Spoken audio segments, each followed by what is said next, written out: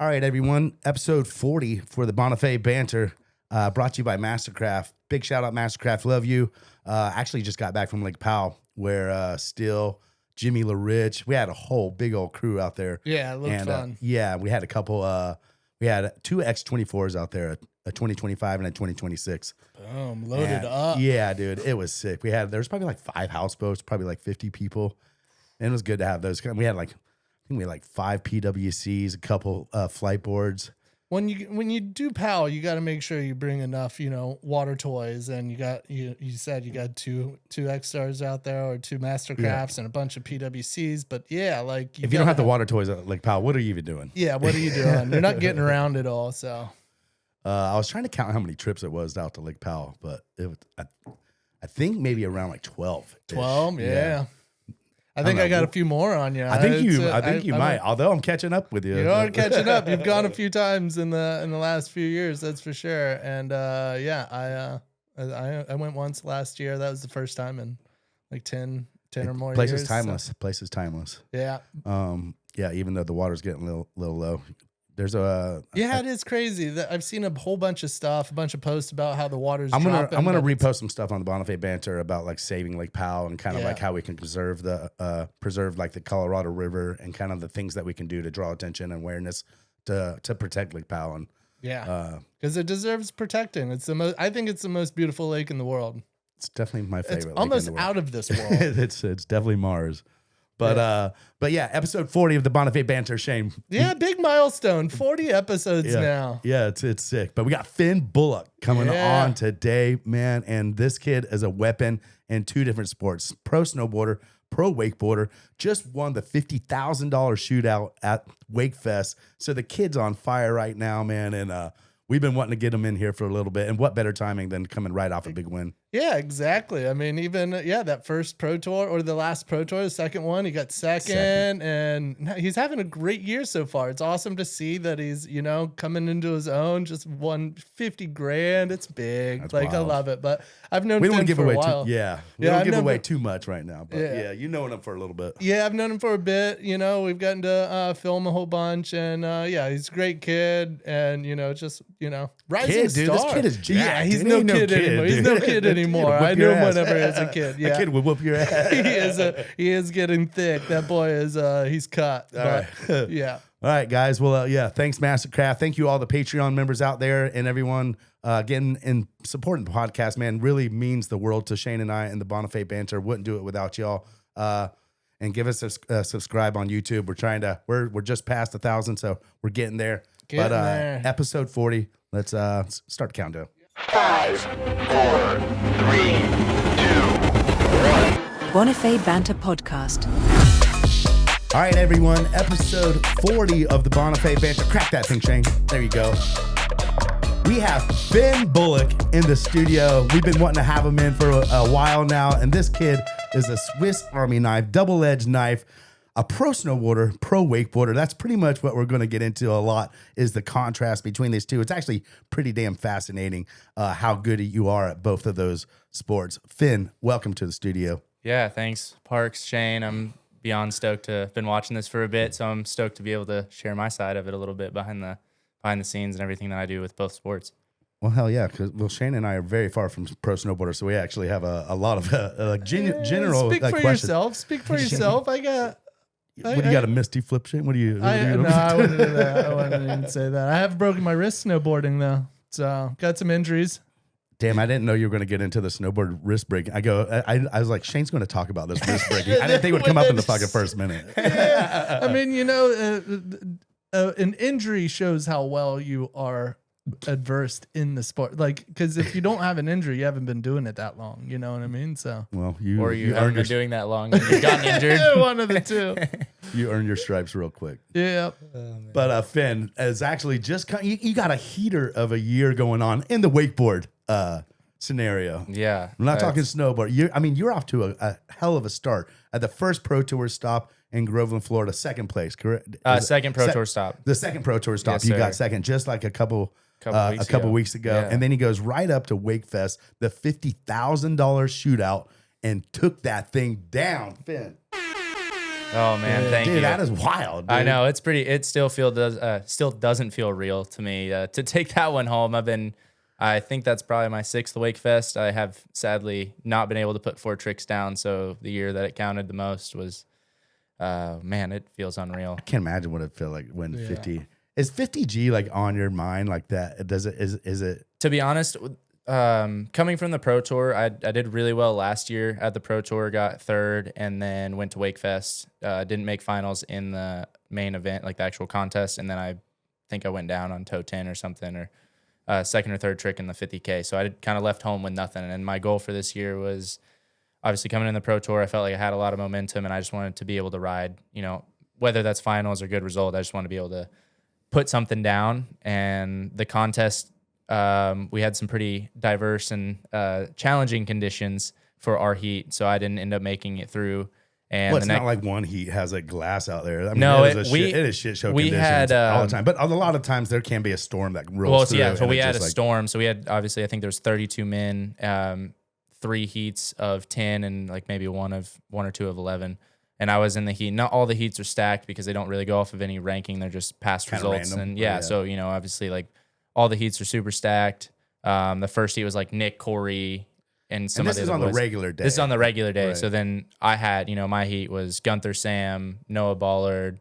We had J.K. Mullins, who we convinced to sign up, which was awesome. Trent, me, there's like a lot of heavy boys, and top 2 go through out of the heat out of 10. So that's pretty much a gnarly final. And we show up, JK rides first, and it's, probably like 7:30 at the time because they already had a storm. JK set the bar. Yeah, JK's at the bar. He was crushing it. It was just straight headwind, like started white capping me in rollers, and obviously the rollers are always bad there with the boat traffic and everything, but it got really bad. He rode, gets back to the dock, and then Tyler Byrne rides next, and it's literally just rolling and white capping. You can't even see him riding the wake. Gets folded on a double toe back roll, like coming on his pass back, and Jamie comes back in when she was judging, and she's like, I'm not running, I'm going in. Like it was lightning above us. It was super sketchy. We were all surprised it was still running. It was very valid. There's a lot of lightning rods. And like I've seen some storms come through Wakefest. When they come through, like you always see them lingering, and then it seems like they just like funnel through that canyon or something, dude. It was everyone's nuts. Tied up too. Yeah. There's like 1,000 boats tied up, and like it just seems like people were leaving, and I was out there, and Jamie was like, I'm going in. So we went in, and we ended up giving Tyler a re-ride because he got just crappy conditions. It gets better. And then I think Trent, I went right after Trent or someone, maybe DJ, but I think I rode at probably like 8:30, 8:45, and none of us could see the wake. It was almost pitch black. It was so tough. You didn't make it? Did you? I didn't make it to finals. Trent ended up making it over me, so I was obviously a little frustrated, but at the same time, I think if you would have made it through that round, you wouldn't have won the $50,000. No, exactly. Because the flap of the butterfly swings on that. It worked out how it wanted to work out. I was like, all right, don't change a thing. Yeah, I don't want to change anything. It worked out perfectly, but it was actually really funny. So in the shootout, we're all sitting in the houseboat. Obviously, you get your numbers drawn, and I was like 13th, which is the earliest I think I've ever been in that contest, because usually I think last year I was second to last with Cody, and there was 32 people or 40 some people. And to give everyone some reference, this is called the $50,000 shootout, and this one's unique because they only get 4 tricks. You get 0 falls, but the biggest thing is that riders don't get to watch each other. Every contest, probably with snowboarding and wakeboarding forever, you can always watch your opponents go and figure out what you need to do. This is unique because they put all the riders. There's probably like a running order of like 20 plus people, 30 people. We had, I think, 32 this year, something like that. And it's a lot of guys. And they shut the blinds. They turn up the music so you can't hear the crowd war. You can't hear nothing. So it's like, that's what makes this unique, is that you're going into it completely blind. Yeah. So I think, some of the guys have obviously split. I know Ollie Jerome did it back in the day. There's some strategy to it. If you have another person, you're like, oh, I'll split this. You go land a pass of 4 tricks that you can land. Maybe it's simpler, but at least it's 4 on the board. Hate that. I know. I love the strategy of that. Like, because you're like, I can go. Let's all just put down a soft run so that we can possibly split out it. Of 30 people, out of 30 people, you pick as one it person. Gets to the end. You don't know, but so you just grab one. You grab like a Gunther, and you're like, hey, that's what we did. Stick your stuff, do your run. If I'll go out and throw some hammers. If I do make my stuff and I win, I'll give you a little bit of just to like, but then you're also buttering it up. $50,000. You better get this. I know, you but better get this in writing. How I think about it though is I'm like, if I'm not confident enough that I can't land my 4 hardest tricks and win, I don't really think I should be splitting. Like I don't want to be going soft. I know there is some strategy to it for sure. It's interesting you say that because I think that's why you get the kind of like people the riders who win this event aren't the people. It's usually not the Corys, the Nick Rappas. They win every other event for except this event for some reason. Yeah, no, it's and just I feel like tough. The more you pump the brakes in this event, the more you kind of like rely on people falling. I think it works against you, and that's why you see like a lot of dark horses. Like I think Kai and Ulf's won it like 3 times between them. Yeah, Ty won it when he wasn't winning like a lot of contests. Yeah, exactly. Well, Gunther won it when he wasn't like it was like Gunther's first big win. And so it's that idea of just the 4 tricks. Like you're like, I have 4 bangers. Like if I somehow link these together, like everybody's going for their 4 bangers. Like, and it's you can't always make it. It's hard to make your 4 hardest tricks in a row. And so the it's like you go for it. too. And out of 30 people, 1 or 2 of them's going to do it. And then the it's lotto like, card's going to I think there was 3 people out of the whole 33-man pack that landed runs, and it was Brett, Powell, Luca, and myself. That landed 4 tricks. So what? Damn. So I was at least that I saw. I was 13th. Luca went 2nd, so he obviously had to sit through a lot more than I did.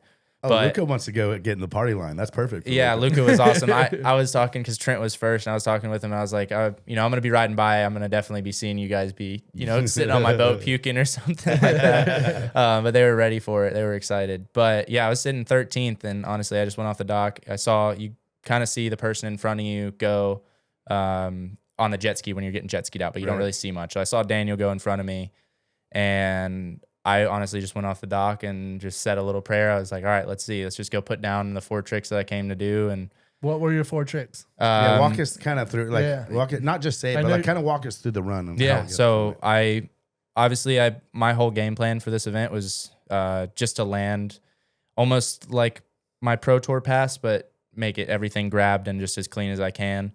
And like I said, I haven't landed 4 tricks in this event before. So I was going through, went out off the dock, cut out for KGB5. The boat was bouncing so bad, and I felt the wake kind of curl on me, and then I ended up like getting a really good grab and had time. I was like, oh, okay, cool, we're good. Like money.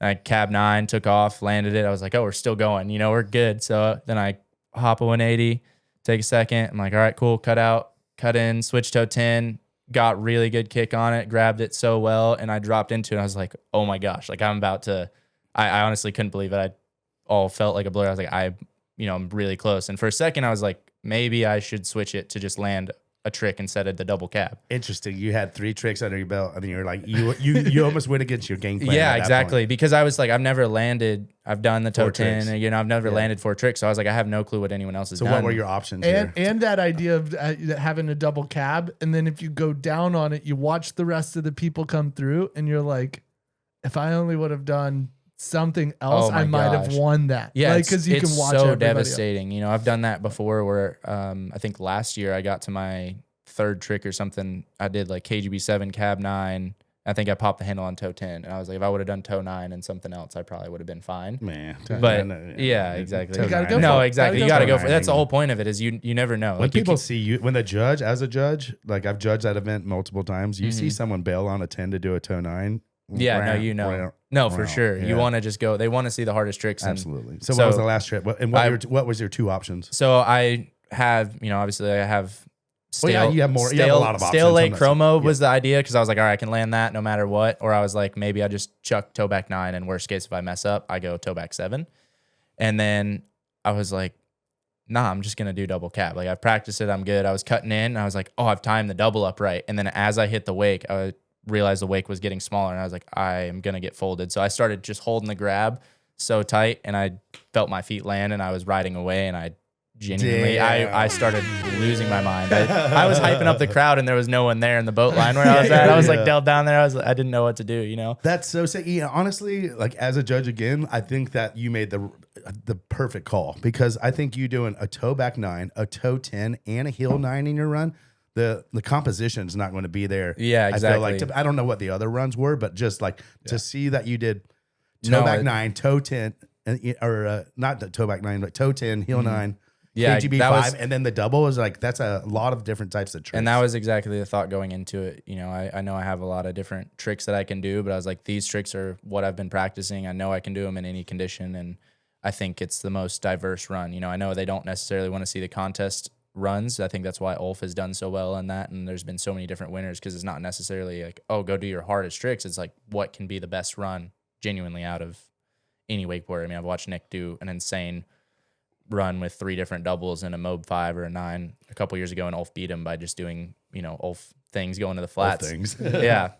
So Yeah. just to be able to make sure everything was that clean, and I mean, even I think watching it's the smart run. to like look. You're just saying, you like look at the runs that won this in the past. Look at the philosophies that won this $50,000, and they've done it for almost 10 years, like probably 10 years now. So it's like you can kind of see that it's like I don't think too many people won by going super safe. No, on this I mean one. it's all about sending it and doing it your 4 hardest They don't because know. the judges know, but the judges do know if you like you said, if you balk on a trick and you come out of it, even though you're making a back 9, they can tell that you wanted the back. I mean, you back back 7 or, you back whatever. 7 or Yeah. whatever, but it's like the judges reward seven's still pretty and knock gnarly. it. Yeah, for sure. But the judges would reward or knock that a little bit and be like, he did do this, like he balked on this. What was the after party like? What how To be did you honest, bask in the glory a little bit? I left pretty unscathed from the 10% bar tab rule. I mean, I don't think that applies super heavy to the $50,000. Yeah, Well, that's a little- all of mean, the if La you're Familia dropping- boys were talking about $50,000, and If you're dropping $5,000 at Fish Lips, dude, you're pretty much paying for the whole Yeah, I was like, I'm good, band but- and everything. Yeah. No, it was honestly good. I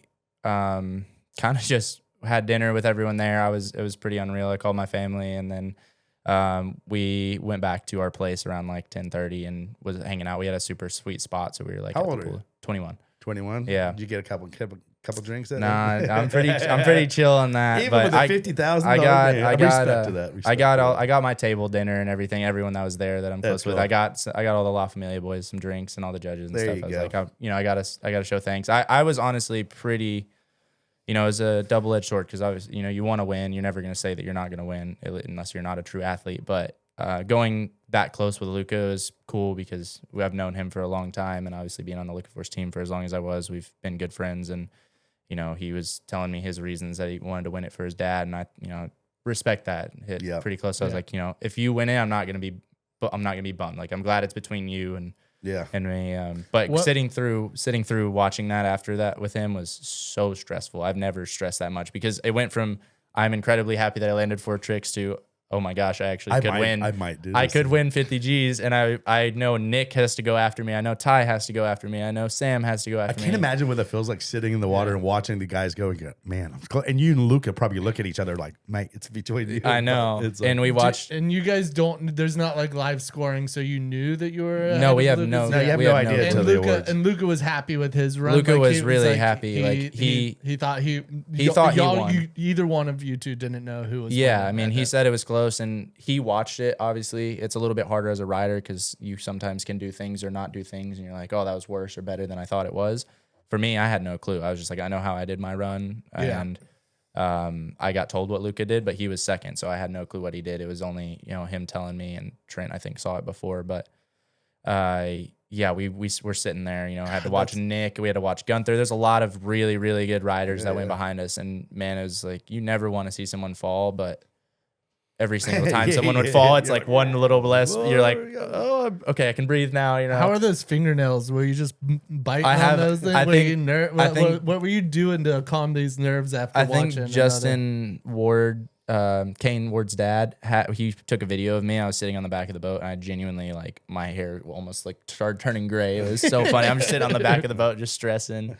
But Finn's aging by the I minute. I know. That's crazy. Like I said, it just goes from, for me, landing 4 tricks that I was pumped on to being like, it kind of clicked. I was like, oh, I actually could have a chance to win this. And it changed real quick because winning it is, obviously a lot of money and doing that, but just being able to showcase my riding in the best ability. Like that was the time to do it, which is pretty unreal that it all came together that moment. Well, I mean, it's obviously so sick that you won, but you've been showing your riding for a while. Like, people have known what you're capable of for years now, and it's good to see you get credit and finally And get some results out of it. Get some results out of it, because it's not like you haven't had the tricks that everybody else is doing. You've had, doubles, you've had tens, you've had a lot of stuff. Like there's no doubt in anybody's mind that you didn't have what it took to, be able to do this. So it's got to feel great. It feels, especially in the last, month, you got a second and now first. And yeah,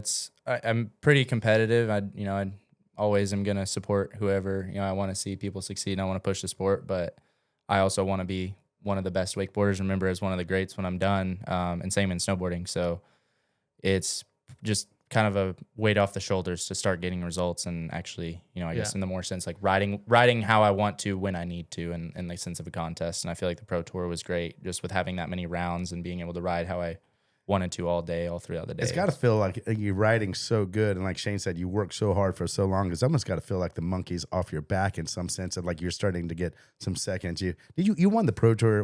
Did you win the Pro Tour yet? No, this 50K was my first pro win. That was the first pro win. Pro win ever. Yeah, that's got to be huge, man. Yeah. And not only the 50K, but you're right on the box like a lot of the times now. So it's like, and if you're not, then you messed up, and you truly have a chance. So that's got to feel good to see it all come to fruition. It definitely is rewarding, and honestly, I think going into from the first Pro Tour, I had a little bit of a crash on the double cab, and I messed my ankle up a little bit, and then I think it was just in my head. So going into that Pro Tour and honestly going down on 2 of those, it really lit a fire under me, and I went into the next month training for that second Pro Tour to stop just repping out contest tricks, and trying to just get them as automatic as I can and to be able to put them down round after round. I was like, all right, cool.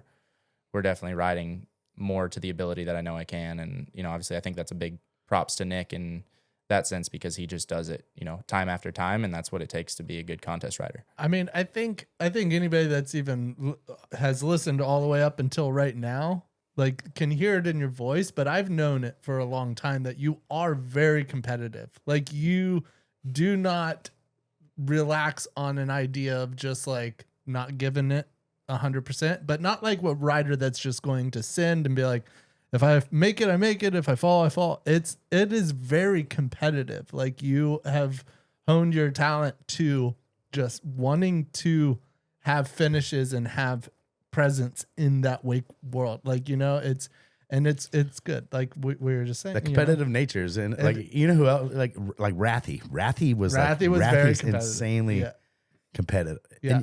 And you wouldn't almost notice because he was such a free rider. Yeah. And he was a shadow competitive guy. He was behind, like, you wouldn't see it until it was like a Sunday of the contest, and you would see how serious he would start. I played taking golf shits. against him. Yeah. It's intense. No, yeah, it's intense. Like, it is.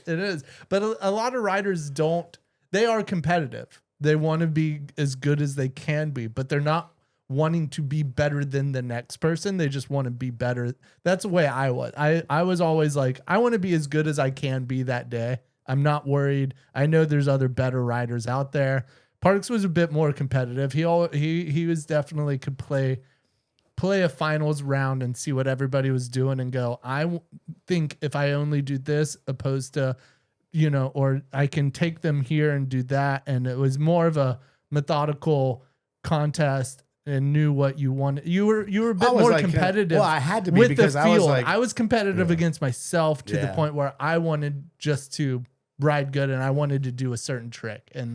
But it's cool. It's well, Darren was my first like real competitor that I had to go against. And if you're like, oh, I just want to go out there and ride good for myself against Darren Shapiro back in the day, you can fuck out of here. And yours was also like, since you were this, 14, 15-year-old kid coming onto the scene, and then you did win a few, and then it like it snowballed to the point where you're like, I've got to keep my presence and my reputation up. Of made you realize you can do it too. You can do it, yeah. And mine was always just like, if I can get to Sunday, that will be sick. And then Sunday comes around, and I'm like, oh, I don't know what else I got. Double up on Sunday. No, it's definitely, I don't know. I've just always been competitive, and it's a bit more with myself. I just want to prove to myself more than anything that I'm, meant to be where I'm at. And I think it's been awesome. Obviously I had podiums here and there over the last couple of years, but to be able to do it back to back and at one of the biggest wakeboard events in the world was pretty rewarding. Definitely. Yeah, felt man. too. How much time do you have to train for your wakeboard season coming off of the snowboard from like the time you train, like stop snowboarding? I And got we'll back. get more into this transition, the contrast between the two, because I think that's like insanely fascinating. But I'm just worried about wondering about like how much warm up like time do you have before the first Pro Tour stop? When was the first Pro Tour stop? Was it? It would have been, I don't know. What is it, I can check the May, calendar. maybe? Yeah, okay. It probably was May. I got back in like the last week of April and So started riding. like 2 weeks. Yeah, 2 weeks to get into the Pro Tour. But the more I've done it, the more, I don't know if it's more of a mental thing now that I've gotten older compared to when I was younger. Because when I worked with Dowdy and we were filming, obviously, my video with LF, I could do double cab, but I hated that trick so much. I despised it. You know, if I would not do it within the first 3 or 4 cab rolls, I would be like, hey, this is out, I'm done, or I'd be in so in my head. And the older I've gotten, the more I feel like I've just gotten confidence. I'm kind of like, oh, there's no reason to be scared of it. So I usually feel pretty normal back in 2 weeks. Like I almost have all of my tricks back dialed in 2 It's weeks. got to feel good getting off snow, and you're like, I can get back on water and kind of like eat shit a little bit. Yeah, That's I mean, it still be- hurts, but It's got to be crazy too of like coming back. Like I know some of the guys don't, like Australians don't come back over until let's say even March or something. So, but coming back and knowing that you have the first Pro Tour in let's even say 3 weeks to a month, but other people have been riding for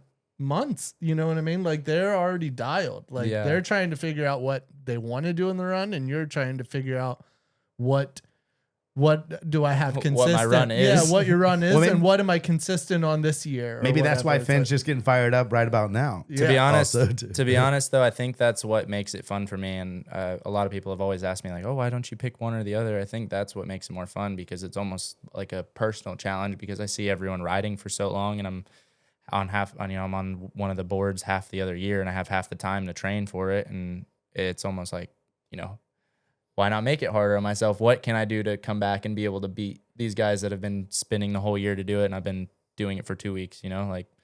yeah, 'cause Yeah. it gets you get a little chip on the Yeah, shoulder. it's not even in a competitive sense in that. It's just like I know how to do these tricks. I've done them since I've been wakeboarding since I was 5. So Do you think that there's something on like, you're on another board in another sport and but you're still doing flips and spins and you're learning a little bit different tactics or different, maneuver style things.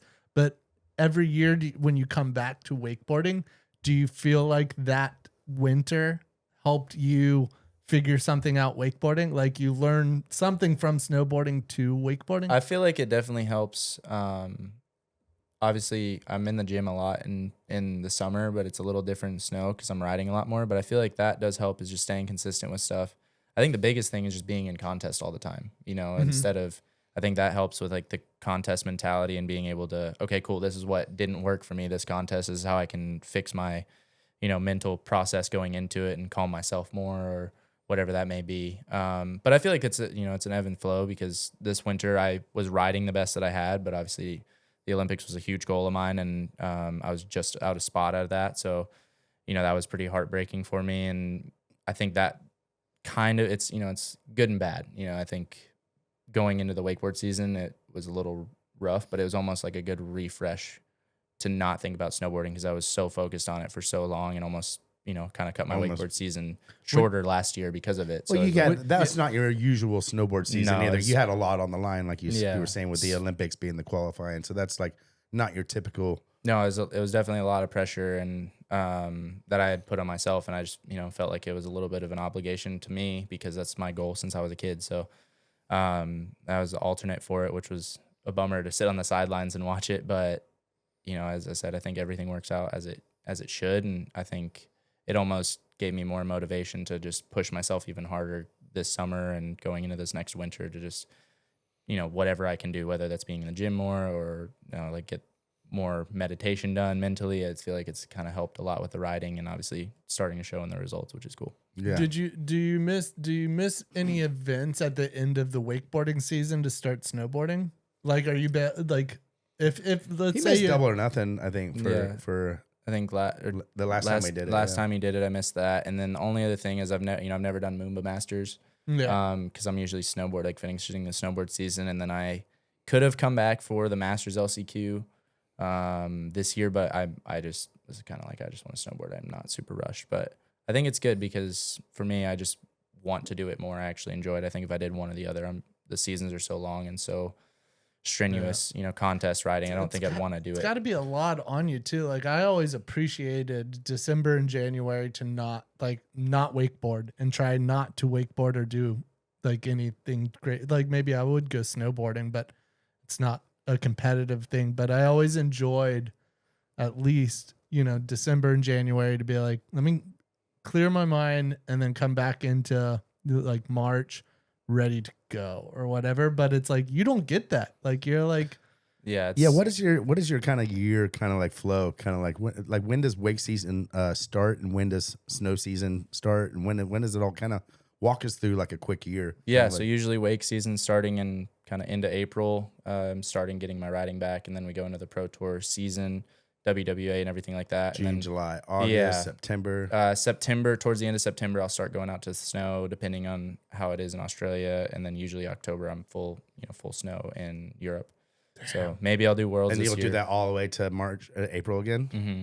Yeah. So it's Where do you ride and live? That's so wild. it's so good. I love it. There's Just- sun it's just chasers like, and then yeah. there's dude. Yeah, there's the sun chasers, which are basically the guys in Australia or people that go over and or I guess you can go to the southern hemisphere. I guess it would be. You go to anybody New in the Zealand or like but yeah, Yeah, but it's that's like like, polar the opposite. never ending summer is what the old Australians would call it, and it would be as soon as it starts remotely getting cold here, that September time, you go back home to Australia, and then now it's starting to get warm there, and you're there till April, and you're just living a never ending summer. Like I remember talking to Sanders or something about it, and he was like, I haven't seen that's winter. why Australians are so damn good. Yeah, he hadn't seen winter in like 6 years, and I was like, damn, that's crazy. Like, that is wild. yeah, Mate, strap a snowboard on, mate. it's so good though. What's the difference in like training before, like when you come off wake season? Like, do you feel like you need to train for snowboarding a lot? Because you just said you have April 2 or 3 weeks riding, and then you're back into the first Pro Tour stop. Yeah. And maybe it takes you a while to warm up. First Pro Tour stop this year, you didn't do the greatest, and then second one you got second, and now Yeah. you just won shootout. So I think like, maybe if you had more time, maybe in wakeboarding, but like, do you feel like you need more time in snowboarding training before the season, and maybe walk us through like the contrast between the two? Yeah, I mean, I think it's up and down. We do a lot of airbag training, and I think when I start the season, it starts off pretty heavy. I don't know. For me, there's riding in the summer in Mount Hood and Mammoth, but I do it so much throughout the winter. And same thing with wakeboarding. I'm doing it so hard in the summer and so hard in the winter that I just feel almost dead by the time it's done. Like I don't think about wakeboarding when the winter's happening at all, and I don't think about snowboarding at all when the winters or when the summer's happening. So I think for me, like having a mental break, honestly, is the biggest thing, because I can,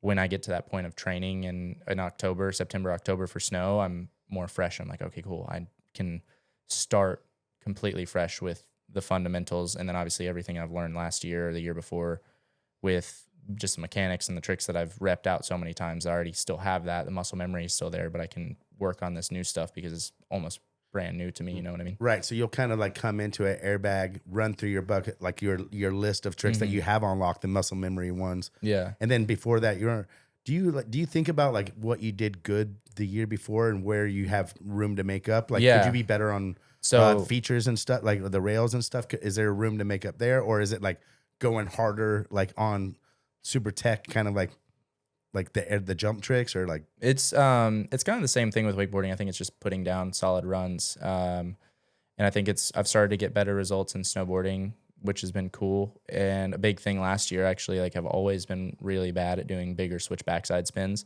So can the judges sniff that out? Is that a hard is that a hard entry to like some of these It's like just big tough. spins to where like if you don't, It's just tough because some people, so like I feel like a big thing that helps with snowboarding is riding cable. Like Liam Brearley is really good. I think a lot of the cable wakeboarders, he's really good at rails. And I think a lot of the board control on cable actually transitions into snowboarding, riding rails, which is awesome. Obviously Joe Battleday rips on a snowboard and does some pretty crazy stuff. And he snowboards, a couple times a year in Australia.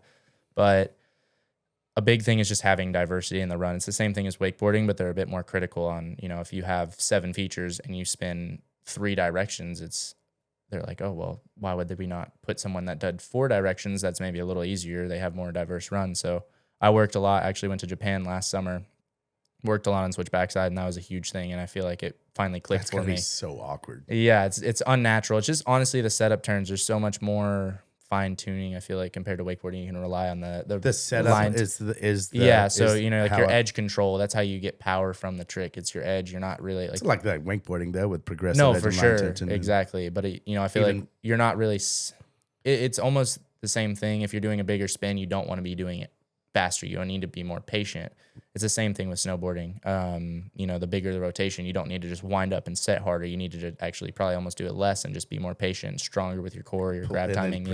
bring it all in. Yeah. So it's cool. But I feel like I finally got to a point with my riding and snowboarding where I was like, all right, cool. I feel like a full, more complete snowboarder that I'm not missing this huge fundamental piece in my riding. And not that I never had it, but it was a bigger part of my run in the rails just because I was way more comfortable than like the bigger rotations. You think if you rode more rails, you're like on wakeboard, do you think that like you could get better in the rails and be like more? I think it helps. I mean, I still go ride cable. Yeah. I'm not saying you don't ever ride cable, and Yeah. I'm not saying you're not good on rails on a snowboard, but I'm just saying like, I think it helps a ton. if that's the attribute that you need to get to like a little bit, like sure. I'm wondering how those two can kind of correlate. Yeah, I mean, I've definitely probably ridden a little bit less cable than I used to, just with not competing in it anymore. But I'll still go to OWC, and I know Nona's about to get a bunch of new features, so I'll probably start going there a bit more. But I do think it helps a ton, which is. I hope here in the States that we bring back some cable events, because there's been a slack of cable events, and I mean. It deserves it. Like, I don't want people in America just to be like, well, there's no cable events, so I'm just going to focus more on wakeboarding or boat riding. Like, it deserves it. And I know we see yard sale and maybe like, I'm not saying there's none. But you're right, Shane. Like you go over and you see LAO or like Wake Duels, and you see like some of these big European kind of like cable events in it. Yeah, it is frustrating. Because we have the cables. We got the cables. It's just like, I think it's maybe getting all the riders over is pretty. I think getting a lot of the great cable riders, which are all. But if we have our ducks in a row and it's a contest and like. Yeah. And like even when Liquid did the Triple Crown, like that was like a thing. Like a lot of them came over and did all 3. And then that's what it takes is like multiple events, not just one cable event here. It's like, let's set up a tour. Like if we have a pro tour here for boat riding, we should have a pro tour for park riding too. What makes it easier almost having more events just so that people aren't like, oh, I'm going to come over for a weekend from Europe. And that's kind of like, to make sense. If you're buying a $1,500 to $2,000 ticket to get over here, and it goes for like that for Europe. You usually if I go to Europe and go to an event, you can go to events Munich really Masher, fast, go to Dom's house, or I'm gonna go to do something else within the Europe trip, to where like if you need more, we'll get there one day. Yeah, I know Red Bull's done a couple really cool events with the cable the last couple years, and I think those were good. Like I think they did that one in Milwaukee. Yeah, what was that Wake one? the City. Wake the City. Yeah, like that was a good event. That was really cool, and I think that stuff is what we need to shine more light on with wakeboarding. And I mean, I know Liquid, they want to. There was the drive to be like, let's redo this Triple Crown event because it was really good, but needs the Tom Fouché Classic. The Tom Fouché Classic, the king of the cable tour. Oh yeah, big. No, it's good. Hey, I wanted to ask. I always enjoyed whenever we were filming with some Liquid stuff and coming over. Your mom's awesome. She's always at all the events. Yeah. Like, was she like I don't want to say a big driving force on you to prove yourself worthy at like a boat riding event, but like when I feel like there is this thing where you're like, I need to prove to her that us spending all of this time doing this shit, I want to show that I am in this top little tier. And no, for sure. I think it's definitely gotten different now. It's a different outlook, for me. I think that was a huge thing of obviously what drove me to be so competitive, but I also put a lot of pressure on because when I wouldn't perform well, I was like, well, I just didn't do well for myself. And I also feel like I let a lot of people down, including my family. So it's, I don't know, it's The mama motivation. I know, but it's cool because when she's there and I do get to have those results, like having those moments with her being there and like calling her after Wakefest, like she was literally crying, like in tears and joy. So it's like that just is so cool. And that's what actually I feel like gets me fired up to. I mean, she is your biggest supporter. Like I said, I've known her for a little bit, and I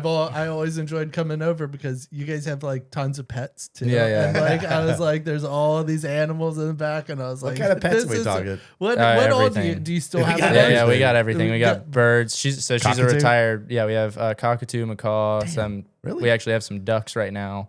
Guinea pigs? No, we had those when I was younger, but they didn't really. Shane and I had one named Gizmo, and we lost him under the couch. We found him months later. Oh man, yeah, we have it. Damn, that's kind of sick. You got a little bulldog zoo, dude. Little zoo, yeah, exactly.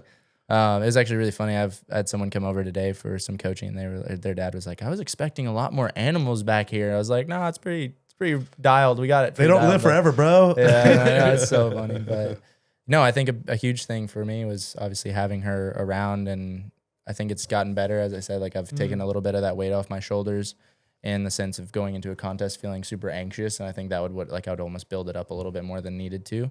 But I mean, yeah, she works. I see how hard she works and just what she does. And I mean, that's exactly what I saw too, is like she was your biggest supporter and she worked hard to provide, because a normal wakeboarder, to take care of just your kid that just wants to boat ride is one thing. Like she's also, I mean, and then when you were doing this, like when were you top tier at both snow and wake? Like you would have been like, I mean, it was kind of young. Yeah, it was kind of the same thing. Like so she used to water ski. That's how I actually got into it. And I water skied for a while First.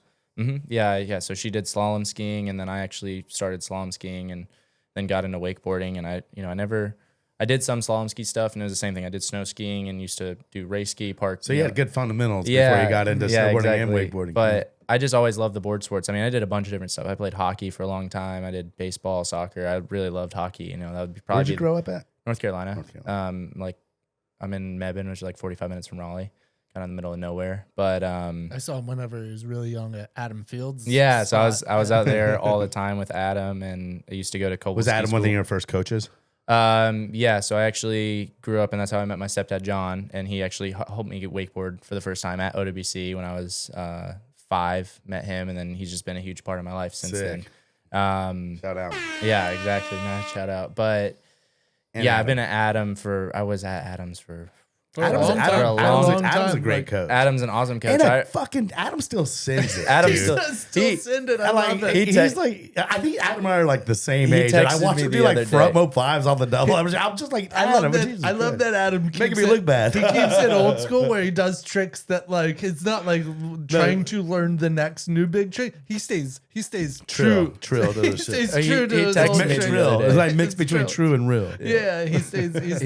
He true to texted me it. the other day and goes, "Man, I moved my stance out on your board," because he still rides my old board. And he was like, "Man, I moved my stance out on your board, and it makes my knees feel way better. I just busted switch front mob 5 on it," or something like that. And I was like, Switch front mode. That's like fucking saying. Dude. "Yeah," I was like, a 40 "What?" plus year old. I love Yeah. that. Dude, my knees hurt more. Yeah, and then though he I go sends out. me a picture of him and his 2 kids. I'm like, "Okay, Adam, you need to Yeah. you need to pipe down a little bit." No, it's so funny. No. But his dad's. I mean, Lewis is up there. I think he's in his like mid or late 70s, if not older, and he's still busting water Adam skis might out. be one of the best for his at his like, age, yeah. like best. Best Masters rider Best right Masters. now. I know they don't keep Masters events around anymore, but if there was one, I guarantee Oh you my Adam gosh. Fields would still be He's a running good coach those shits. though. He's too. an Like awesome he's a great coach. I And mean, I'm I sure learned- that's why you're like such good I've fundamentals learned and stuff. so much from him, and I've gone through. I mean, I was on the trampoline 24/7. I would actually. So my family had a cable park. We had Hexagon for a long time, but I would go from my house, drive like 3 hours to go to Adams, be doing school in the car the whole way, work with him for 3 or 4 hours. I'd ride 2 sets there, jump on the trampoline, drive all the way to the cable park, and then ride from like 5 or 6 at night until 8 or 9, and did that every day. laps. Yeah, it was- See, this is what I'm talking about by his parents and like his mom. What they did for him, it's like And that's just in the summer. That's just like, yeah. And it blows my mind because we talk about it a lot on this podcast that the parents are the ones that create your atmosphere for the way you can wakeboard. Like, you know what I mean? Like if a parent's not doing, you know what I mean? Like It's if they're hard not to really get- into Wakeboarding it. really hard to doesn't get happen without the parents. especially boat. Yeah, without the parent. Yeah, and I And think- I know your mom, like you said, she busted her ass to do and provide that platform of being like I couldn't imagine me having a kid and like being like I'll do whatever I can for you to wakeboard and we're doing this, and then out of nowhere they're like, I also want to be a pro snowboarder. I'm like, She's like, I don't Jesus think I Christ. have this in the fucking wheelhouse. No, Like, that was honestly never. I mean, I always loved doing it, but I think she just kind of wanted me to experience as much as I could when I was younger, and that's why obviously I did a bunch of Yeah. different sports, and I ended up just falling in love with the board sports, and I used to skate for a long time. I did a bunch of stuff in those snowboarding. you ever like- rollerblade? I haven't done that. No. Yeah. You're missing out, dude. Just joking. Oh man. Did you get to snowboard much in North Carolina? Yeah, I grew up riding at Sugar Mountain, and we were there for probably 2 years. And someone came up and was like, "You guys got to go check out Colorado. It's a great place for vacation and go snowboard." And How we went old out were there. you when you were? I think like, I was- kind of ride.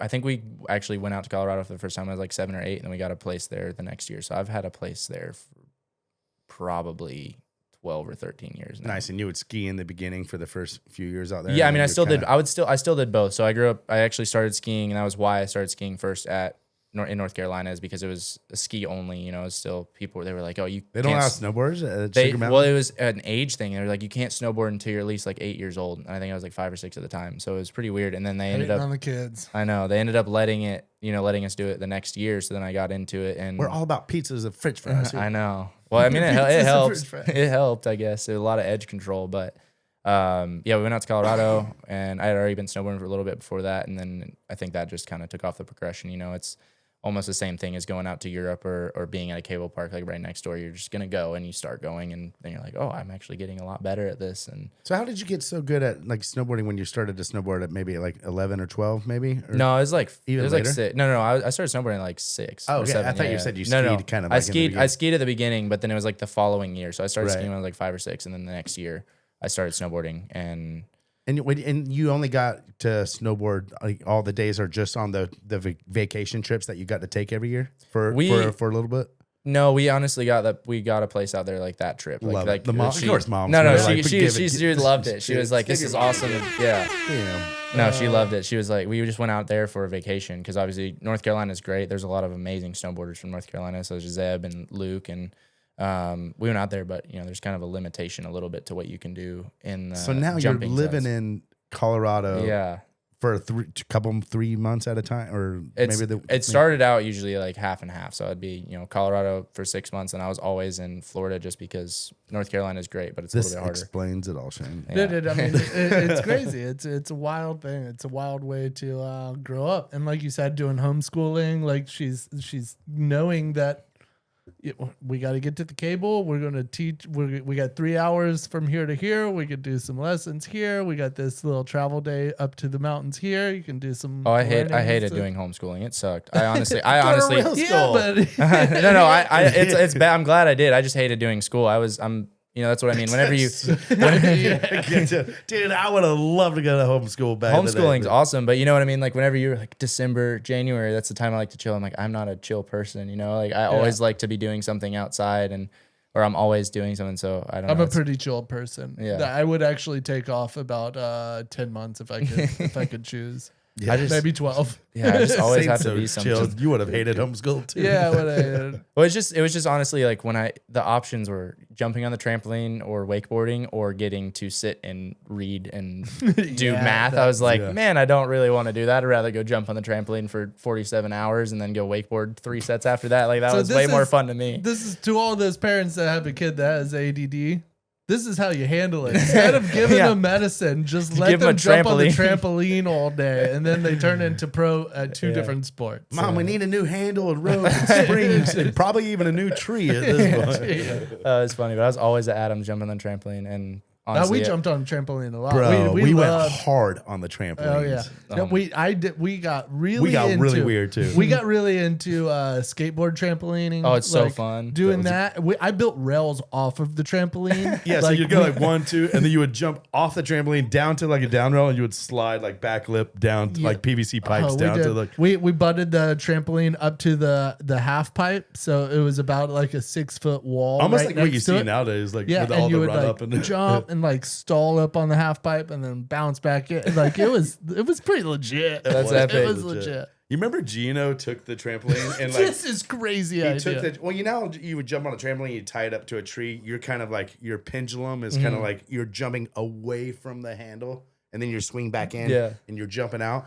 Gino like tied the rope up super high and then took the trampoline and turned it like this. Put it on like let's On an say angle, a on an 20 angle degree to give you angle. like this camera. So now the trees up here are ropes, and you would jump off the trampoline, and you're just swinging like Yeah, at, you at couldn't max jump. thing, you're like looking at the ground. Yeah, you and then couldn't you jump on swing it. back to the trampoline. You It was couldn't jump super on it sketch. without the handle because you would just jump off. jump They off. would just You bounce you needed- off. the But it handle was the- your savior. But I mean, it was in theory really good because then now you always had rope tension and you're just like bouncing Hey, up against. teaches you the not to tip. miss a handle pass. You miss a handle pass, you're flying off the. You just learned really good S spins from that. Yeah, Oh, that's exactly. Maybe what yeah, it no one was. handle passes. Yeah, that's that's how we epic. learned S-Bits. Exactly. No, that is good. But yeah, we did a lot of trampoline where I mean, I spent a lot of time on a tramp. Man, it's fun. That's where I actually learned Tootsie Roll. Let's get back to it. Let's talk about me for a little bit longer. No, Shout out Tootsie Roll. Oh, that's funny. I've noticed that I keep bringing up things. Shane, you watch personal. all that, dude. It's- Whenever I watch episodes or listen to them, I'm like, why do I have to go into that? Like that had nothing to do with the conversation. You just made it about yourself, Shane. And you know now what? you're doing it again. I'm doing it again, and I fucking love it. That's what I got to deal with, Finn. Oh man, that's epic. It's good stuff. What would be wakeboarding's version of an airbag training? Is there anything? Could you lay down a tube What or if you- something like a flat tube that's like kind of soft? What if to you where did like, the bubbles? Like the air, the what you're just Yeah, but gonna you're just drive landing by these flat. bubbles? Like no, it's just like an area that has Have the you bubbles s- like the sky. we have bubbles. the- Have Whenever you you seen the go big, you airbag? land They them. actually have landing airbags now that they're selling at Cables. And I was looking on Temu with Shota like a couple weeks ago Oh, I at believe the that. Super Shoot, and they had an inflatable resi kicker pads. and an inflatable landing pad. It was pretty crazy. It was like a snowboard jump, but I was like, if you land on that, that's gonna hurt so bad. It would you would tumble. You You had just so much stick and speed, tumble. and you would just go, and then you'd fall into the water. That would Yeah. be horrible. I don't know. To be honest, I think the best thing that I always advise people for, progressing quicker in wakeboarding is to, or at least boat, is ride cable. I think their cable helps so much Yeah. with just being able to get fundamentals down. But Yeah. I mean, other than that, probably just the trampoline. I don't know. Yeah, there's not much you can do. I mean, luckily that it's water, and I'm Yeah, not saying just the grow up. water. Yeah, dude, we just need a fucking airbag. Just grow a pair. Yeah. I mean, But even like what I was saying with the air bubbles, like the high divers, like the ones that do like cliff jumps, and then the water's breaking. that's so not for. even That's if you're not for. That's not for. They do that That's with- not for surface tension. They do that with What is skiing, though. They That's do it- for. I was at the cliff diving thing because I always. What is it kinda- for? It's for visual texture so that they don't get lost. They that do makes do sense. that So, like, with when the skiing, people- though. Huh? Is like the Well, no, I'm not ski saying jumping. that. No, they yeah, in they Utah have those they bubbles, definitely yeah. they do have bubbles. Like, but that's a lot of bubbles, and you're coming like straight down. Like that's not a water faucet going on. Yeah. Like they have like for cliff diving or like when you see people throw rocks. It's Like so they're you not can using see where the it is, bubbles that they're because using it's from like the rock. calm water. They Yeah. exactly Like And- calm. Sometimes when you're riding in super butter and you go big, like you can't tell that depth. This is the first time I blew out my knee. I was doing triple up whips in completely glass water, and I came in like going like 45, 50 into these like triple ups, and I was saw them, and it was so glassy. When I got close to them, it just went. I lost all depth perception, Oh my god. and I just slowly straightened out my knee. And then as soon as I straightened out my knee, because I thought I was getting close to it, I straightened it, and it just went boom, and then I hit it. First time you blew your knee was on the triple up whips? Yeah. That's crazy. I didn't realize that. It wasn't in. He was telling you it was triple flips from that. He was like, I don't want to tell him it's on a surfboard. Yeah. He said triple flip. No, I want to make it. It was believable. Yeah. But no, yeah, like that water texture. Yeah. Yeah, That's smooth water. Well, I actually didn't know that. Sometimes sometimes they'll count like the more of a pacing kind of thing. But the rocks, you fall different. So they'll chuck it and maybe look at how much time they have to hit. And then they'll kind of maybe calculated that whatever the flip they're doing, but mostly it's just so that then when they're coming down, they can see the surface of the water. Yeah, it changed because you would see a little ripple that it would. Yeah, you could. We were just Have you ever hit one of the air like the things into like the bubble pools? I did once in Utah to like just for fun. It's not that fun on a snowboard. It's Well, those kickers are like fucking crazy. Well, that we right? hit the small. We hit the very very small one. It's not that fun on a snowboard just because you're wearing like all your stuff. I mean, obviously not as much, but you can't. Well, those bristles are gnarly too. You do want to like. Well, pad up a little bit. that's what we do with the airbag. Like when we go on the airbag, you're getting soaking wet just from because they have to keep sprinklers going on like on the airbag with like a little. No, they're lube or literally something? keeping like water, like what you'd water your grass with, gotcha. like sprinklers going constantly because the bristles get dry and then dry up the base of your board and you start sticking and then the airbag gets dry because it's plastic. So, you know, you have to keep it slick. And I think that's a big thing too is the airbag is safer, but it's still really dangerous. I mean, like Liam Brearley hurt him, you know, he did his knee this year on the airbag. Really? Just riding it. Yeah, I know Luke's hurt himself on it. I know a lot of people, like you can kind of get pretty bodied on it, even though it's probably a false sense of like where the like it's soft, but it's still That's what I'm harder. saying. It's like you can almost like punch your landing and then almost like jar your knee after. Yeah, maybe? it's still firm enough to where you're landing and you can ride out. So it's not just like, oh, you fall and you get this big cushion almost. You know how they have like the hay jumping or the people that do like the stunt jumping, how they land on those soft bags. Like it's definitely a lot harder than that just because you're landing with it's more of a resi pad. Yeah, they're exactly. landing on an airbag to where that completely compresses eats them. and you fall into it. Like this is roughly like almost like what they're hitting on Metro it's like Circus without that maybe resi pad Yeah, on top. exactly. It's a You little could bit. actually, if you stick it, you could probably still ride out. Yeah. There's a lot of people that can do it. It's hard because you have no edge control, but you can land and ride away. How much are you working on a trick on the airbag before you truly trust it to take it to? How many times do you got to do it in a row before you're like, okay, Finn, let's. To be honest, let's I think take it. sometimes it is almost worse because you're not getting that. So like for me, I did. It's a false sense of Yeah, security. I did like cab 16, like cab double 16 on the airbag. And because the bristles are there, it's not like a hard surface. You press in, and when you go to pop, it's not giving you that same, same surface area as like as snow would. Right. So it's like and you like you were saying, the approach and your pre-turns are on a switchback, whatever you're doing, is so critical to where But you can edge on it. Like it's pretty edge. crazy. Yeah, it's not hard edges, but you can do pretty much the same setup turns that you would on an airbag as on snow. It's mostly just that the bristles are plastic, so you press into it with go to pop, you're not getting that force back or that build up. You're kind of just like sinking, and you can get some. But I was for me, I was doing cab 16 on the airbag, and I would get into a weird axis, and then one day I was just like, I'm just gonna try it on snow, and it ended up working out and fixed it. Doing it on snow fixed it on the airbag, which was pretty crazy. But I think usually if you rep out like 15 or 20 of them on the airbag, because you can get pretty quick reps, riding 3-hour sessions, and there's like little golf carts there, so you're getting 30 to 40 hits. Are they putting an airbag on the same kicker that you're like taking the airbag off and then trying it? Mm-mm. So there are some. But the kicker, so like what you're saying, you're trying that back 12 on the bristles, didn't feel right. You get to the snow. Is this no? It's a completely different, completely different kicker. Right. Yeah, I think. I don't remember where I learned it, to be honest, but I think it was in Stubai. So it was like couple weeks later, and it's Stubai where we're at is this huge drop in, and it's just straight down, and then there's this massive kicker, and it's one of the biggest kickers that we have in the preseason. So you're hitting it, and you don't really. Yeah, no, it's that one's that one's scary. To be honest, I feel like more so either before or after, but I think for me, I'm kind of just like as long as I trust and know what I'm doing and don't overthink it, it's always going to be better. It's kind of like doing a double flip off on a wakeboard. If you don't try and like force it more than it needs to, it's going to be easier than if you try and just chuck it and hope and pray. On that back 12, is there a window that you have to get to? Because like obviously maybe you don't make your first one, but do you have to get to a certain point so you don't fuck yourself up? Like yeah, so I think that is. How do you get to? Is there this wide window? You're like, okay, I feel this good on the back 12. I just have to get here to where I don't die, kind of like. Yeah. So with this one, it's a little different because obviously most people are doing for 16s. It's usually a triple cork or it's dead flat, and how I do it is a double. So I'm basically, when I do cab double 12, it's the same motion. I'm just adding another 360 at the start to like wrap it around.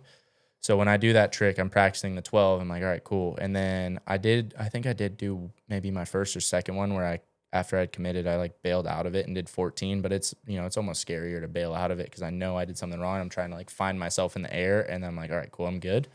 But we do also practice that on the airbag. The bailouts. Yeah, it's like it's a Yeah, huge I was thing. so Like curious about this. So yeah, there's a bunch of times when I've done tricks on the airbag where I'll, my coach will be like, hey, practice doing this super Not big getting to your where kick. yeah, or not even that, but just doing it super big to where you have time to open up, or so you Or can super safely small. safely Yeah. bail out. So it's honestly, that's a huge thing, and something I feel like that plays a big factor and is really good to work on, is just how you're gonna get out of something safely. See, all of this So knowledge has to help in wakeboarding on For these sure. ideas that other wakeboarders wouldn't be familiar with on how and when and what to do in Certain bad trick situations. scenarios, Maybe yeah. they do have knowledge, but it's only built off of their wakeboarding. own The idea. data they've collected from the wake. data they've collected. Whenever you have this much other stuff, you're like, I know this is how I bail out of, even if it's not something you've practiced, like when it comes down to it, this is how I bailed out of that, and that saved me. So it's like I don't Training know. techniques and all kinds Yeah, of training. No, I think it Yeah, helps a so ton it's with wakeboarding. I think that's a big thing of, I think what's helped my spinning a ton in wakeboarding is from snowboarding and just understanding how the physics and where things need to be at that certain moment. I feel like that is something that So crazy. I can do in wakeboarding really well, is like, obviously I can spin pretty fast. So I think that's helped a lot just through snowboarding because of that, and being able to get out of stuff safely and understanding how to do it. And I've also realized, like I said, as I've gotten older, I've realized a lot more, and I've realized that if I can go do 5 360s on a jump, I can probably do a double flip pretty easy, or whatever, a 1080 on a wakeboard. It So, simplifies it. it's It like, gives it a lot of perspective. yeah, it's maybe. like, okay, I can, I definitely can do that. I just gotta trust it. I've always watched like the X Games and Olympics when I'm seeing like guys do like triple cork 16s, and I'm just like, I'm trying to wrap my head around how they're like going, but that was my biggest question, is because the consequences of really fucking that up are like career, like it can be career and it definitely season sure. ending kind of like. So I'm just wondering, like when you come off the jump and you're rolling it and you're committed and you know you didn't get it, like you have these. The best thing You is have these to bailout always options, commit. and how you can navigate yourself like through the air is like truly amazing. I think the best thing in bailing out in snowboarding is to always just commit to what you're going to. Just commit. Because I Don't actually do it had unless you're full. Well, in- not even that. Like I had probably one of the scariest slams in my snowboarding career a couple years ago at the Copper World Cup Big Air, and this was my second run. I was doing a double grab backside triple, 1440, and I watched the guy go in front of me, and then he got like really crazy tailwind and went really big, and I was like, all right, cool. And then it with their gloves on. yeah, no, I'm just sitting up there like that, because we have some flags on the jumps though, so you can see. You can You're tell like, if it's a little. If it and this gusted jump up. had a ton of kick on it, like a lot of late kick. All the jumps are. It's not like riding a boat. Most of the time they're pretty similar. You can change it. It's like, okay, cool. I'm going to this contest, and we have 2 or 3 days of practice, and we give him feedback on the course or the feature, whatever it is. But I watch him go really big, and this was like one of my first, bigger World Cup starts. I think I sat down on a run 1, something like that, maybe went a little too small. So the second run, I'm dropping in, and right as I get to the lip, I just get this huge wind gust and throw, and I like missed my grabs. I like missed my first grab because I was going mute and stale, like drunk driver. And I remember only getting the stale, and I was in the air, like watching myself float down this jump. I was like in the air, like watched everyone at the bottom, and I couldn't do anything. I was just flipping, and I was like, well, I have 2 options right now. I'm either going to try and fight going like out of a triple and somehow land a double, or I'm just going to hold it and, hopefully can hit my feet. And I think, obviously I made the best decision I could, but I came up because of the grab, went triple 14 and then started turning backside and landed probably the bottom 5th line. So I went a good part of 100 feet, just straight back edge, and like whipped myself. Oh my gosh. And it honestly was pretty crazy because I didn't realize what had happened. Like I knew I didn't get knocked out. I was surprisingly all good, but you didn't get knocked out. no, I wear a mouth guard snowboarding, and that, What does that do? saves my Apparently it saved saved me. And we have like special helmets that break the impact. So like my helmet snapped, like smashed literally from the back all the way to probably right here. It was split in half. And what was crazy is I didn't know, I was like, got up, I was okay, had people checking on me, and I don't think I realized what or how gnarly that was until my mom was there, and she was like, she was so worried. Yeah, she was in tears, and then I like took my helmet off, and I was like, oh my god, I could have easily been. That could have been my last time ever snowboarding, or last time ever doing anything. So it's crazy. Got finned up. Well, I mean, the mouth guard. I don't know this for a fact, but I've heard that. So he doesn't know it is. So I don't know that. No, but there is. I've heard that like the mouth guard helps because there is like this nerve in your jaw that like if it's pinched wrong, you get knocked out. Yeah, black out immediately. No, for sure. And like, it's the bite. It's also the bite force. Like if you hit your teeth together and it doesn't even take that much. It actually causes force into your brain through the jaws. And then we have pretty cool helmet technology in the sense of snowboarding. So we have everyone has it, but like I wear an Oakley helmet, and they have like the MIPS protection, so it's supposed to disperse through the helmet instead of dispersing it to your brain. So whenever you take an impact and hit your head, it's supposed to the helmet's supposed to absorb that, which is pretty cool. So we have a lot of really awesome technology. I don't doubt that. Oakley's got some good foam. I wouldn't doubt that from Oakley. Oakley goes so overboard with all of their stuff. Not overboard in the wrong way. Like they know how to make some stuff. Exactly. Military grade shit. They don't joke around. Like they will spend the extra money to do the research to see if what they're making is actually working. There's some pretty. I know Smith has some cool stuff. There's a couple different brands that do it, but it's pretty life saving for sure in the sense of just. That's crazy. I wear a helmet now snowboarding. I didn't in the beginning. I know you do. But kook. Shame, fucking no helmet, no wrist, steez. Breaking your wrist like a minute into the I wear show, wrist guards now. Just joking. But yeah, it's pretty crazy. I think the biggest thing in the snowboarding sense, just because you have no rope or anything, is always to just kind of go with what your plan was. And I think usually when you start to freak out and bail out of stuff, is when it goes bad. At least all the other like best riders that I've talked about that have had bad injuries or save themselves from bad injuries, they're always like, I just commit to what I'm doing. Sometimes if I'm going for a trick and I know I can save it properly, it's fine. But if you're just when in doubt, throttle out. Yeah, exactly. Well, so when I was I'm just kidding. Wait, we go back to the Tootsie Roll. Shane, a minute, the Tootsie Roll. So when I used to do soul grinds on those handrail, if I was going to bail out, no. That was good. Should we take a little break? Yeah, we can do a little break. Break. From a 1975 Stars and Stripes to a 2026 X-Star, the fact that so many Mastercrafts are still on the water says something. It says progress doesn't come at the expense of longevity. And it means the fourth owner can feel just as confident as the first. Because we don't build boats just to sell this year. We build them to deliver year after year. Mastercraft, held to a higher standard since 1968.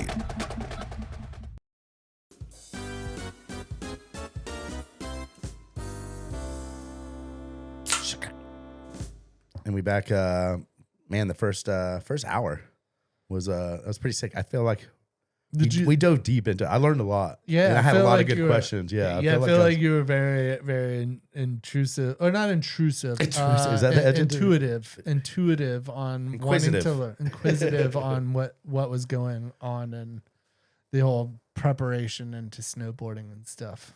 It's fascinating, man. Like It really the contrast between the two is like maybe it's more similar than we think, but it's from afar. Dude, I watch you do like KGB sevens, and I watch you do like a triple cork or something. I'm just like, dude, how do you get from one to the other? He told me one time, he's like, same thing. You're on spinning. water. You're just spinning and going.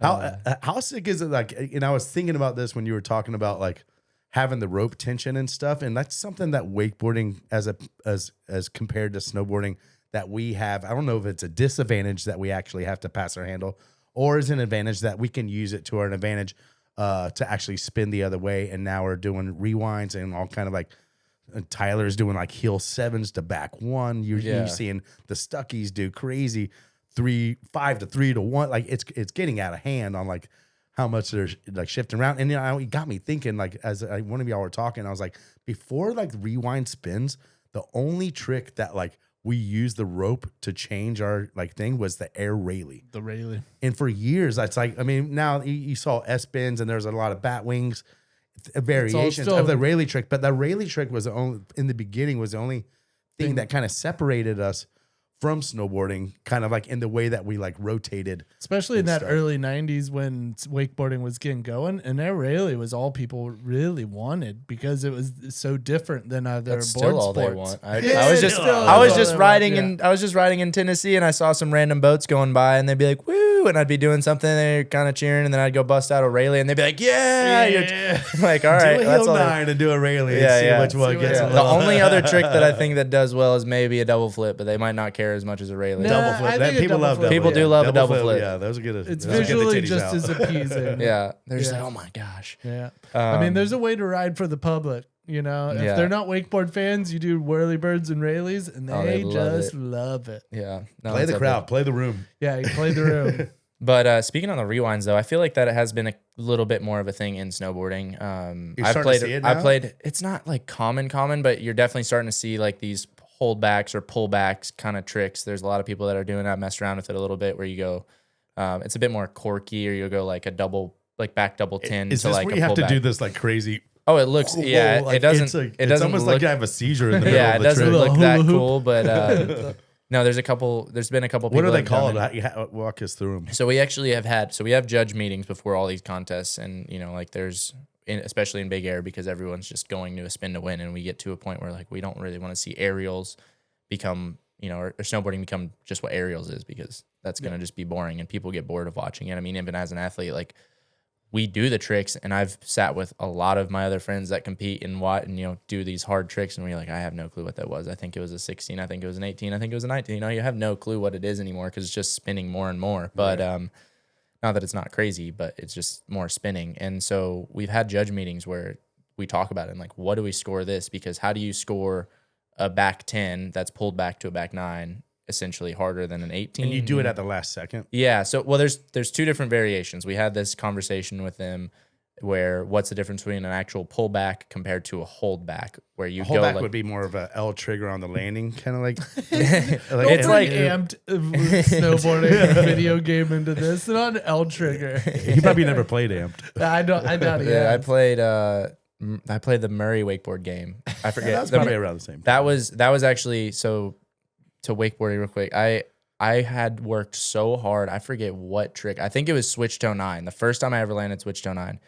My mom bribed me for so long with that game, and I worked so hard to get that game. And I worked so hard with Adam. I was like, can you please like tell her I landed this, or like help me get this? And finally got it. And I love that game because I came down to Freedom like one of the first times I came down to Orlando, and he had it, and I remember playing it when it was like at Kobe and Tara's house. Oh, so and you they got were to coaching. play it. And then I you played had it to before, leave, and that's why then I you wanted won. it so bad. So Damn, Yeah, what a it's way they good. like I laid know. it out for a toe 9. But who were you playing in that game?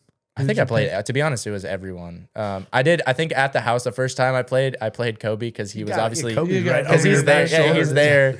No, I don't. I think there's. I There's kinda forget. everybody. Yeah, There's there's a lot of everyone good in that. ones, But yeah. I honestly, I not me, played. but I played about everyone though. That game was so fun. it was sick. It was pretty creative. I always loved the handle throwback. Yeah, it's so It's cool. like- But So you can do the. So the holdback the is- holdback is like so like the holdback is kind of, it'd be like with some tricks, like a cab 16. You're obviously, if you go double or triple, you're going straight into like an underflip. So it'd be like doing not a, obviously, but I get you. so think of it like Yeah. think of it like going like double half cab roll, Yeah. but instead of you're doing, you know, some people like do almost 90 or like I'd say Harley's is a little bit different than like mine, or Sam's a little right. different. Some roll through Yeah. earlier, some like do it earlier. So like a and go. pullback in snowboarding would be like if you go double half cab roll and you're at full 180 and then And you then come bring it back to back. switch, that's a pullback. If you were to be at like 90 and then just come back to switch to keep it a double back roll, like I guess if you were to go like roll the reaver and you're like, oh, I'm stuck, and then keep it a back roll where you start turning but then you That's don't. the L That's trigger. like a, yeah, exactly. That's like the hold back is what they call it. So where you're not fully turned, but then you pull it back from what it probably would have been if you didn't, Yeah, instead of like turning the full 180 or the full rotation and going back. I get it. I think that should be a thing. They're like, it's almost like coming down. You know you're gonna make it, and then you flirt this, like make it look like you're L gonna catch trigger. your heel edge, and then right before you land, still L looking trigger. up the hill. Wesley, Mark Jacobson would probably do that. He'd probably be Yeah. snake Wesley bite. gets it. So in amped in the video game, it was a 90-degree, like you If you're could going just to come shift. up short, you could just hit it, and the legs just go like that. Just turn a little but bit. it was nice because you could do a big method and like a half 180 method, and then right before you land, you'd hit L trigger and go backside 180. That's so sweet. but it would make some tricks look cool because you would be stuck like this, and then right before you land, you'd go L trigger. But we used it That's as sweet. references, our whole wakeboard too. Yeah, We're like, no, dude, you you gotta fucking hit got L that, dude. trigger. When you're coming down, it's right there. Just like L trigger. don't change a thing, just like L trigger. That's epic. Oh, that's so cool. Bring Amped back, man. I wish the Byerly. You talked about the Murray wakeboard game, man. The Byerly wakeboard game that Xbox was gonna do back in the day. What was so insane. Really? It was almost like what Cool Boarders and Amped like felt like the difference, the difference between those two. But like Cool Boarders, you almost like did a trick, like pushed up, left, or whatever. And then, like Amped was like if you wanted to roll forward with the joystick, and then you wanted to cab roll out of it, you could like push it, and then you could grab it any way you wanted to. That's So Byerly's game was like kind of like that too. That's super So cool. Murray's game was made by Activision, which is the ones that made Tony Hawk Pro Skater. So that's what it's Hoffman, like. And it's Dave made, Mirra. Dave Mirra's. It's all built in that same format and that code or whatever. Yeah. But the Byerly game was built off of the code for Amped, and that's where it was like the buttons worked differently, which meant you could make the wakeboarder or the snowboarder do different things in the way you could the way you edged manipulate out, the character. If you wanted to do that, you came in. If you wanted to do a front flip to fakie, kind of like or like a scarecrow, you would like just come in on your toes. You would like jump. You would choose what grab you wanted, and then like push forward on the thing, and then as you're getting out of it, you would rotate. So there's actually if you wanted to do chromo, you would like do that, and you would rotate earlier, and it would like naturally pass the handle. There's a snowboard game that they came out with that's like the best snowboard game that it's like that. It probably would be bad for me because I would get no school done right now. But that's like honestly all I play in snowboard season. If I have like I'll go on trips and I'm gone for so long, I'll bring my Xbox and it's called Shredders. We'll literally just be sitting there like doing my contest run before a contest. I'll like start doing like, okay, this is what I'm gonna do. Here's a rail that's similar to it. Like it's pretty funny, but consumes you. Oh no, it's so fun. But I think if there was a wakeboard game that was out now that was like that, I'd probably. It's out there. It's crazy because the gaming technology has come so far since like when was like that was like 2000, like you know what it was 3 or 4. So at when they did Tony Hawk Pro Skater and Pro Skater 2, that was growing big, and then that's when Amped came out, and they were followed in on that, like going, oh, this is how many games they're selling, this is great, and then. Right before they already had the technology for Byerly's game, they were about to drop it, and then Activision did like Dave Mirra, Dave Mirra's, and then Kelly Murray's, Slater. and they were basing the Kelly ideas. Slater's like what's Kelly the same Slater's like, but they were like, will other sports get the same attention as these other ones? And since those ones didn't do good, but they rolled out like 3 different games, and if you combined it all of those sales, then it probably would have been enough for Byerly's game to come out. But since it was like each sport isn't doing as good as Tony Hawk's Pro Skater did, then we're not going to roll it out. And it was like this big.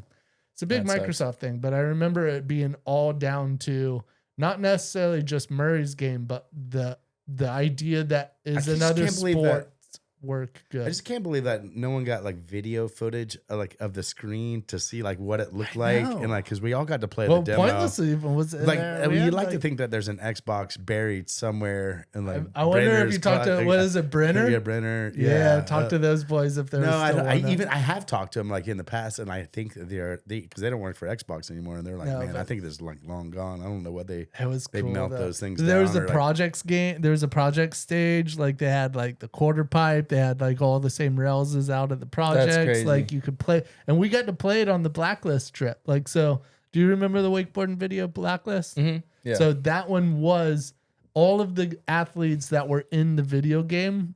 Like basically we all did a big Lake Powell trip where we're like, how's this game look? Where are we at? But also more of like, let's go to Lake Powell and sort of have this moment. And it was all like, it seemed like it was all happening. Yeah. Like we were right there on the verge. Then the plug got pulled. I remember in the Murray game, they like, when I went there, when they scan the head, you sit in this like little, like almost like cube like box, and this like scanner goes like, and Like it like an goes like MRI. yeah, and, like all these lasers are kind of going and like scans like your whole face, and then like kind of that becomes like your character. Like, That's so crazy.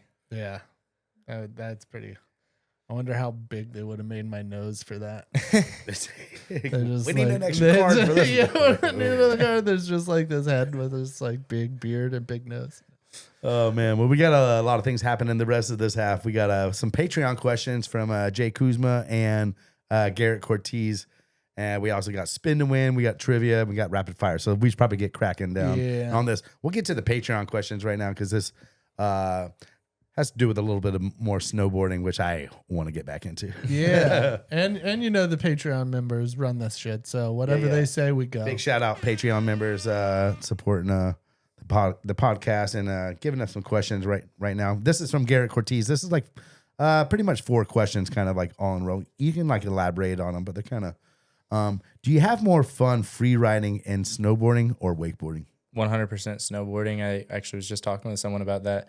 With snowboarding, if I'm not riding the park, it's so much more fun to just go carve around the mountain by myself. I can put some music in and just, I don't know, like kind of be one in the nature and one on my Carving board. lily pads just doesn't do it. It doesn't do the same. It's fun, but like there's a wake in the way. Maybe, I don't know, maybe that's why slalom skiers like it so much, is because the wake's a little smaller. But yeah, carving on wakeboarding, it's fun. But I think the big thing of wakeboarding that's more fun to snowboarding is just being on the boat with my friends or going to the cable with my friends, compared to snowboarding. I can just go carve and put music in and ride by myself and just have fun. I get that.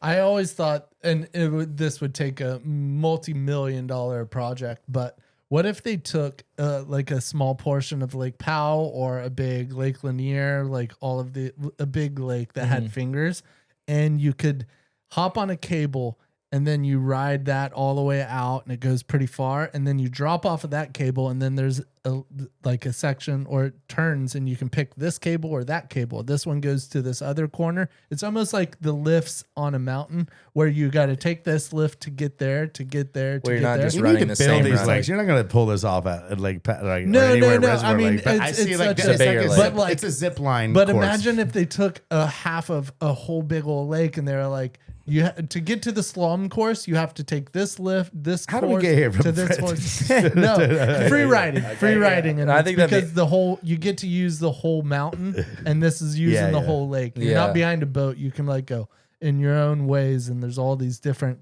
I will carriers. say it is really fun to ride some glass, especially on the cable, and just do some butters around the corners. But it's Glass or so powder? much powder for sure. Duh. I just rode and win like 20 minutes ago. It's fine. Powder is so much more fun though, because we had none of it this year. So I actually went to Chile earlier this season with Sean White and like their crew to do the shoot for White Space. Never heard of him. Yeah. He's kind of know it. But we actually did the trip there. I've never gone to Chile before. We did the product shoot. When we showed up, it was super bare. They were probably going to close in 2 weeks.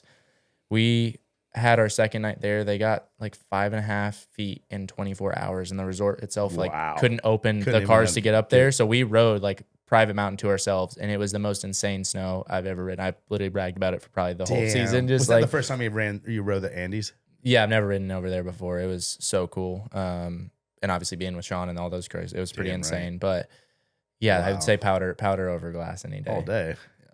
Except it does make my legs pretty sore. Do you have more fun competing in snowboarding or wakeboarding?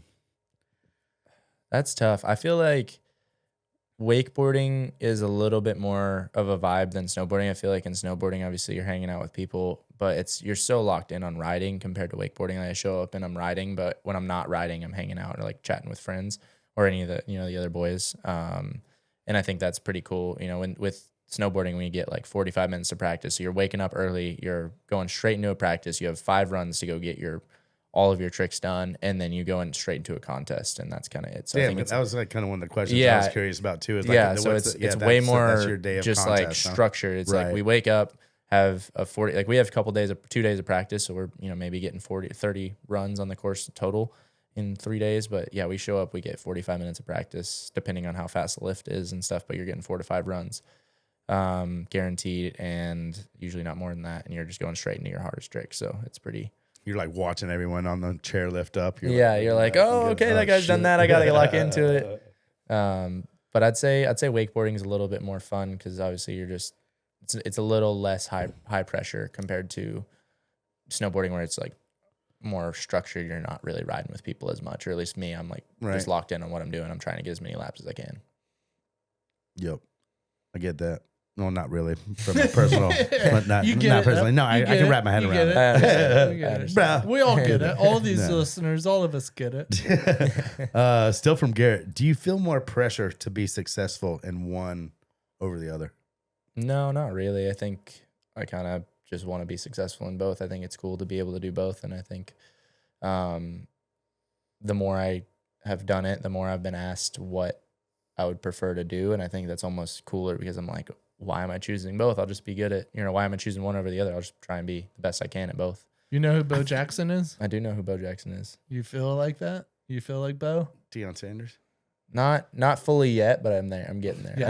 I want to get some more I was wins. going to say, because I mean, Bo's the best at both sports, and you can hear his teammates talk about it. Yeah. He was the best at anything that he ever did. But you are the Bo Jackson of wakeboarding, technically. We love that. I mean, didn't he quit though? Or was he doing both at the same time? Yeah, no, he did them both at the same time. Okay. His 30 for 30 is good. You can look into it. But Yeah. it was because I don't want to get into it. I just find it hard that like wakeboarding, the pressure is dead even, considering like you just told me you bubbled the fucking Olympic team. It's just- or not, but you were like it's right like, there. So that's- it just seems like there's so much more, like the ceiling's so much higher on snowboarding as opposed to wakeboarding. So it seems like to me like the success would kind of like shift a foot or kind of be weighted. I think it just switches just because it's so much like I talked about earlier. Like it's so draining for me by the end of the season that I don't really think about it. It's kind of just the same. It's like, all right, cool. I'm in more contests. I don't really ever I don't ever try to treat any contest different, no matter what, whether it's snowboarding and it's a lower level contest or an Olympic qualifier or whatever it is. I always try and treat it the same, just because like I want to win no matter what. I want to do whatever it takes to win whatever that event is. So I think for me, it's pretty similar in that sense. Counting both sports, how many events do you think you are in a year?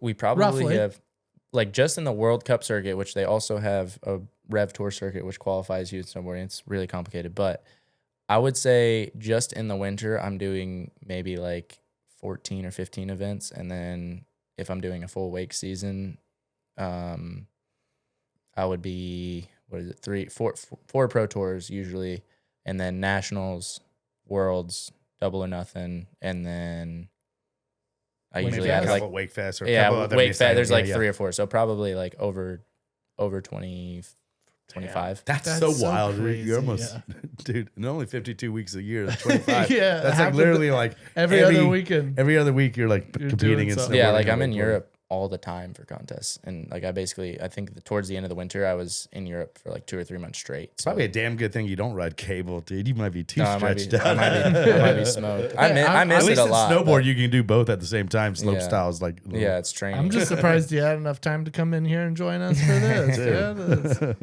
Oh man, no, anytime. But I think I joke about it. I'm like, I'll leave it to Trent and Gavin to win all the cable events. So that They're hard- I that's a miss hard it. one to get into right I still make sure I can go bust out my contest tricks and stuff. Yeah. But I can.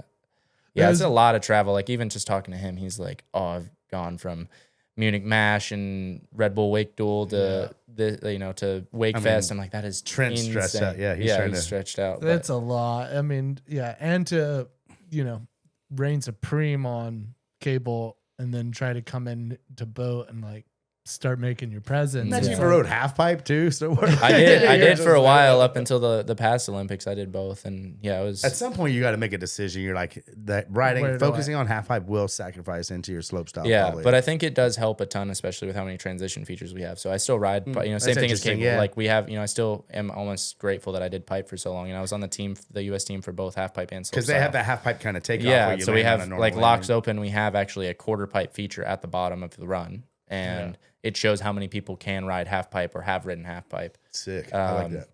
But it's kind of like the same thing as a cable helps boat. It's half pipe helps slope style, and but it got to a point where I was close in both for slope style and half pipe going into the past Olympics, and I was like, I need to just take a step back. And then obviously I haven't ridden it since probably 2019. Would you prefer 2020. features in boat contests?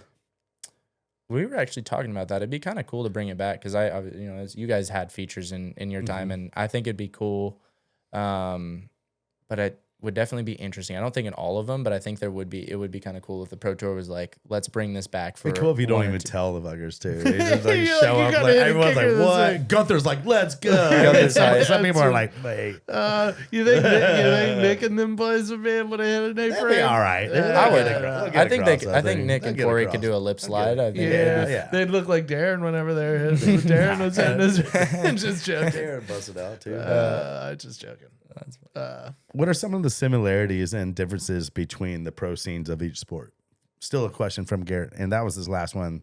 Bitch, shout out G. Big Yeah, shout out there's a to you. lot. Thank you, Garrett. Garrett's the man. Man, that's kind of tough. I'd say the similarities are obviously you have your friends that you ride with, but then, you know, you're getting to see everyone competing. It's a little different just because with wakeboarding, we're all obviously doing so much. Like there's a lot of people that I am super close with and that I'm friends with in snowboarding that don't compete on the World Cup circuit because their points aren't high enough because they only limit a number. They let a certain number of people. So like if I could do a lower level contest or whatever that is to get more points, or if I need to do that and they're in it, like we just kind of don't get to see everyone always, which is, I guess, the At hard least part. snowboarding, it feels like you would be more like a wakeboard contest. You do it in Groveland, and then everyone can kind of drive back to their houses. It seems like a snowboard contest, you're all at Aspen or you're all at you're all Keystone. there. So it seems like you're there for the weekend where at least Yeah. everyone's locked into the same bar, same. Yeah, you're same kind of like in that 9 same yeah, area, it's but yeah, it's a little different because when you get to see people, it's awesome because you don't see them for a long time. But it's almost, I'd say it's almost like a team trip. You know what I mean? Like going with the U.S. team, like we have everyone in a house or something like that. So it's kind of cool to get to experience that. Are the U.S. team trips pretty sick and pretty? Are they? I'd say the camps are a little bit better than the contests. The contests are always fun, but they it's just probably everyone's a poured little into bit. the camps, huh? Yeah, like we have some cool stuff. We get to go to cool places, like in Australia last year. Like we had a couple down days and went to the beach, like an hour and a half and stayed the night there, and it was pretty insane. So like little things like that, it's always really cool. I get to go to explore Sydney with obviously people that are on the team. It's pretty Being awesome. part of an Olympic team would be sick. Yeah, it's pretty crazy. But I mean, I feel like the similarities in that sense are just the top people are so locked in on what they, you know, trying Where they're to do well. slightly removed. A little Yeah, bit. a little bit. In that sense, you know, like obviously you're not riding with all these people all the time. Rightfully so. know, You like- want to keep it the same. Like you ride with keep- your crew. yeah. Like when I have people hitting me up for contests before contests to ride the boat, but you know, I'm riding with my same couple of people, like couple of the boys that I coach, and then Alex, one of my buddies, usually like every day. And then in snowboarding, it's kind of the same thing. Like I'm just riding either on my own or I'll ride with whoever I'm close with there. Kind of keep it tight. Like it. Keep it tight, keep it right. Well, yeah, thanks, G, for those. We got a couple more. This is from Jay Kuzma. Being a competitive slope style rider in snowboarding, have you ever considered riding cable? We kind of talked about this, riding cable and competing in both boat and cable. Yeah, I think the biggest thing, I loved competing in cable and I still would. I think the biggest thing is obviously just missing those events, especially with Super being one of my biggest sponsors now. Like I want to put them at the forefront of everything that I do and help support them as much as they support me. So like if I am missing a pro tour, I'd rather not do it because I actually got invited to the Wake Duel this year, and I think not last year but the year before when they did it. Fun one to go to. Yeah, and I wanted to go, but it's at the same time as the first, and I'm like, oh well, I'm gonna, Right. you know, I know I'm gonna probably have a better shot at doing well. That's just what my focus is. But I still really enjoy riding cable, and I think it's so fun.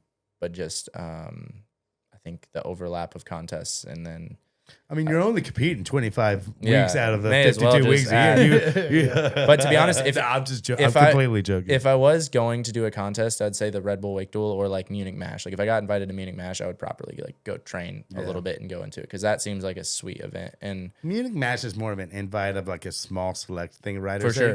LAO is like a good one because yeah, LAO is sweet. because like or yeah, But just that, yeah, I that- get you. Yeah, that sense of, you know, obviously it's more than just the show. Like I think that's what's cool about those big snowboard events. You know, everyone, obviously the Olympics are awesome, but I could probably tell you that most of the athletes, at least a couple years ago, would rather have gone to X Games because of just the amount of publicity in the show and people actually want to watch it and be there. And it's just a cool aspect and show other than just the snowboarding side of it. It's like, yeah. I think that's the cool thing about those would cable events. I would imagine like the Olympics has so much like external pressures and so much weird variables that you're like that's not normal to anything you we probably had ever so felt in your many- whole life we had so or many experienced. Like I bet it's meetings just and like stuff I about bet it. it's like a head like it's kind of It's crazy. We had so many meetings about it before, and this was like for the people that were. So you have to like pre-qualify it to even be possibly considered for the team. And then obviously we have our qualification events and everything. But we had meetings with NBC and I think it was NBC and I forget someone else, but they were telling us like what we could and couldn't do at the Olympic venue and all this stuff. And they're like, yeah, you can't record at the Olympic Village and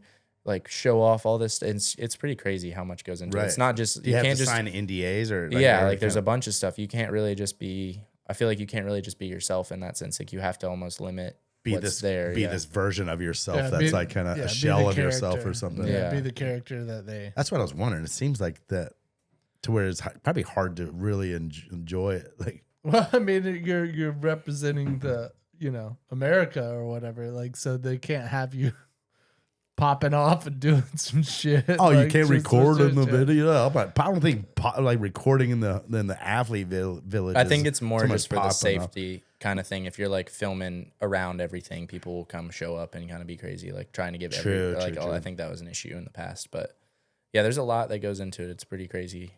The deeper we dive into it. He also says, "Congrats on your big 50K win." Why do you think there isn't more snowboarders involved with the sport of wakeboarding? And does the snow industry give you shit, or do they think it's cool? I think a lot of them think it's cool. It's just different. I don't think any snowboarder, any wakeboarder really is trying to go super hard all season. So it's nice to have a break, and I think they kind of respect it. I feel like there's a lot more snowboarders that wakeboard than there are wakeboarders that snowboard. Like I probably, Maybe good. I mean, there's a lot. Not competitively, but I think like obviously Liam does both. I know Felix does both, but like Cam, and Gibby's like really good. Gibby like, does both. Like I think you can transition, Liam, but I yeah. think like there's definitely even the Stuckies like they're both like, really good at snowboarding. Watch Dom. I mean, there's a lot of, but yeah, I think you're right. I mean, it just seems to me that there's more I don't know. people. I think there's more. I think there's probably more than you realize. Like probably I mean, Mossy I think kind of both. rips. Gunther kind of like. I'm not saying like rips, but like. I mean, we're just saying like, yeah, why don't we see like more like big snowboard names kind of besides Zeb and Liam and kind of like. Yeah, I know. like- I mean, I know the McMorris brothers used I mean, to do it. obviously and, like, Mark- they yeah, they Mark- did it. Mark and Craig. There's a obviously, couple. They rip like. Yeah, they were really good. wakeboarding. I talked with Craig a lot, and like preseason, I'll always see him, but he's so funny. We were talking about wakeboarding, and he loves it. We always Craig's chat so shit, much. yeah. So yeah, he's so funny.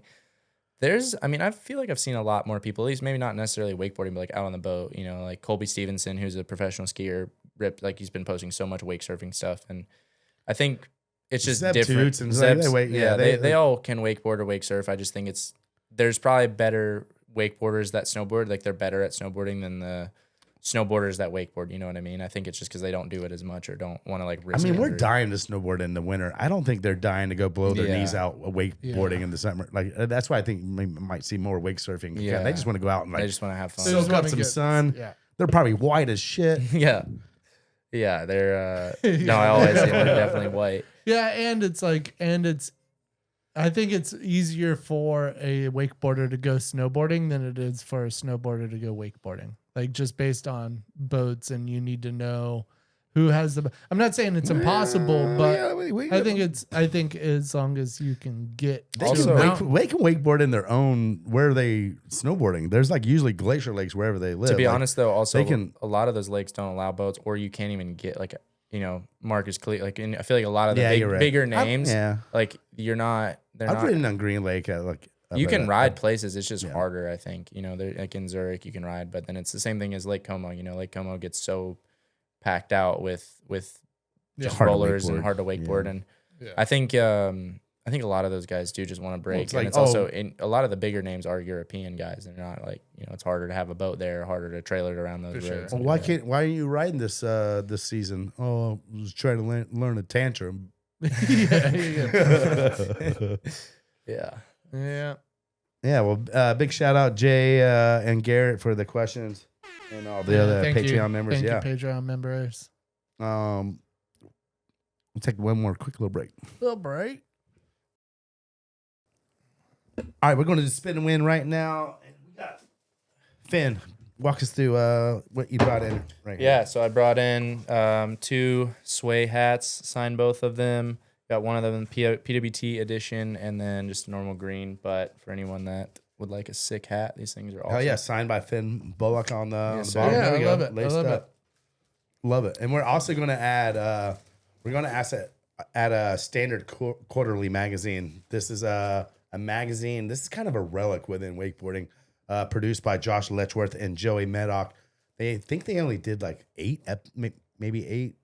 I think they did a few more, but maybe not. I don't know. It was can't quarterly. remember. I think they did it for like 2 or 3 years. So Yeah. maybe, but like there's not a lot of them, and he It's a gave beautiful us coffee Joey table, dropped but- off a handful, so Yeah. we're gonna throw one of these in the box as well. So Yeah, there's not very many of those around. So that one, if you have a nice coffee table and yeah, you it's want some, kind of a good like, coffee table book. Good call. every photo in there is just perfect. It's the best. It's the best stuff.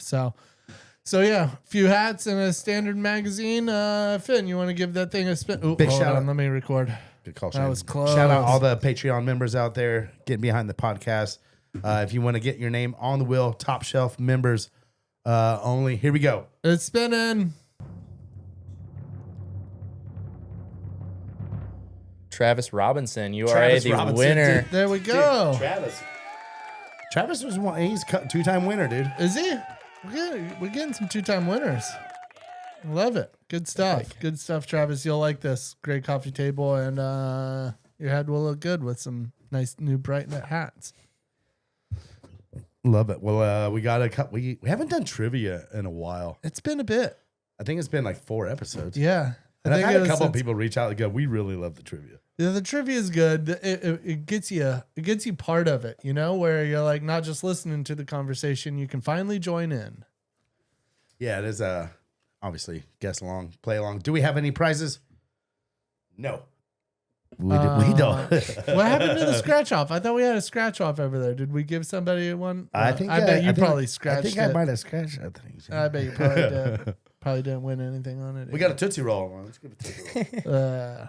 Was there any If- way Shane if- can start if- talking about if- Tootsie Rolls again? We'll fucking give If him the Finn opportunity. beats Nothing. me, I'll come up with a prize I can give him. How Maybe about you that? Hey, can I follow. will say you can that- follow him out back to Orlando. You can stop and you can buy him. Buy him a scratch. scratch It might be good. I did just win 50K. I got some luck on my side. You don't need a scratch Yeah, off. he does, dude. He's Dude, lucky. That means you me a win. Scratch off. No, Hey, no, you only keep money if you keep winning money. So. yeah, that's the way you guys keep going. Got to keep that ball rolling. All right. All right. right, so So, let's what go. do we know what these are about? Where are we going? So I don't know. I told Paige always asked. Paige wrote these, so we're all 3 playing. There's 5 of these. It's called Closest to the Pin. I don't know if you listened to some of the old episodes, but you're pretty much guessing. These are really hard to guess. So you're trying to get closest to the actual number. Sounds good. So we're not asking for a name like who Okay. invented. Well, that makes blah, me feel blah, a little bit better. Yeah. Yeah. It'll be whoever's closest to that number. And I have won, I think, the last few times that we've done it. I've been pretty on point lately. You have, yeah. I think you have cleaned up, bastard. All right. Well, then in that case, you're starting off. So Let's go. we'll rotate whoever guesses first Easy. in order. All right, let's go. Shane, what is the minimum age to compete in X Games? I'm going to go 14. Is this currently? No, this goes to me now. Okay. Yeah, currently, I guess. I don't, who knows when? You can never trust the internet. Let's just say that. Yeah. But you never know what you're gonna get. I'm gonna say it's got to be younger than that. I'm gonna say it's 12. I think I'm going off of just snowboard contests because you have to be at least 13 to compete in the higher level maybe one. So that's I'm it. going 13. I was just split All the right, difference. there we go. 12, I love 14, it. I love 13. I love this question. What is the minimum age to compete in X Games? 13. Oh my Oh, gosh. money. Let's That's go. the money. Let's That's go. 2 points. Counts as 2. Let's Two go. points. Oh, man. That's crazy. That's We crazy. got to dig. We got to dig really deep. good dig deep, Yeah. Shane. All right. That's crazy. All right, so I'm first to guess He on this one. knows, though. He's been in X Games more recent than we were. I haven't been in X Games before. Actually, I was in once, but I was right. I was older. I won at 14. Still didn't know that shit. Sheckler beat me. Sheckler's like, I was the youngest one to beat you after like you won I got bronze. probably 13. Yeah. Bronze. Parks. How many ski resorts are there in Colorado? I mean, ski. Oh, shit, dude. Oh, this is like In favorite. all of Colorado ski resorts. I'm gonna say. I'm gonna say 40. I feel like this is gonna be worse if I don't know this because I live there. Yeah, and I this get is the this is all prices Good this is question, all Paige. this is all public ones, correct? I'm guessing. I don't know. Ooh. I'm gonna go 32. Oh shit. I'm gonna have to go right there in between both of you guys, and I'm gonna say, actually, I'm gonna Price is Right him. I'm gonna say 33. Damn. I kind of got screwed on this one guessing first, Yeah, but I guess 40, But 32. yours was 33. 40, I guess 40. Finn guessed 32. 32. Shane guessed 33. Ladies and gentlemen, the answer is 28. Damn it! I went the wrong side of the 32. Damn, I was gonna go 25, but then I was like, oh, it's gonna be around 30. Finn's Oh, cleaning Finn, up 3 to clean 0 right 3 now. to 0. We still You got better 3. make sure you follow Shane out and get this scratch I off, know. Oh my gosh. Yeah. That's Right. insane. I did not know that actually. dude. All right, Finn, first guess. No, Third we can- question. We can What- both Price is Right him here. Yeah, we got let's this. We fucking got get him, this. Shane. I got it the first time. You guys went around me. I won the first time. What is the elevation of Mount Elbert, Colorado's highest peak? Damn it. What is the also elevation am probably of not gonna- Mount Elbert, Colorado's highest peak? This will probably give you guys a hint, but I know Breckenridge is 13,000 feet. Okay, Interesting. that's good. That's good. But I've never been to Mount Albert. I'm gonna go with 15,000. Should we just both Prices Right? Okay. It's gonna be some I'm weird gonna go number s- though. That's the thing. I'm gonna though. go 16,000. Nah, I don't think it's that high. I don't know. But it I don't might know. be. Mountains No. are. I don't know. I'm just thinking if it's No. I'm gonna say 14.9. See, Okay. he went What did you smart. say? I said 15. 15? See, he's Yeah, we smart got because 14. I was Alright. like, it's not going to be an even Let's number. go 14.9. If Anything he underneath gets that, let's this, take would it. be crazy. And the answer is 14,433 Yeah. feet. Okay. I that's, blew that. Nice work, me. Parks. Hey, I shouldn't hey, have. See, I knew it was going I to be don't some know. random number. I don't why know get- mountains. Shane, we know. I You're from just- fucking Florida. I don't know mountains. And you broke your wrist like one of the first times everyone's Well, snowboarding. I we mean, know you're that- not a mountain we dude. can go into that. You have if a we want beard. to. You have a mountain beard, but you're not a mountain dude. We get it. I'm not a mountain man. All right. It is Shane's turn again, right? Yeah, back All to right, here we me. go. Back to Shane. 2 more questions left. Trying to catch up with Finn.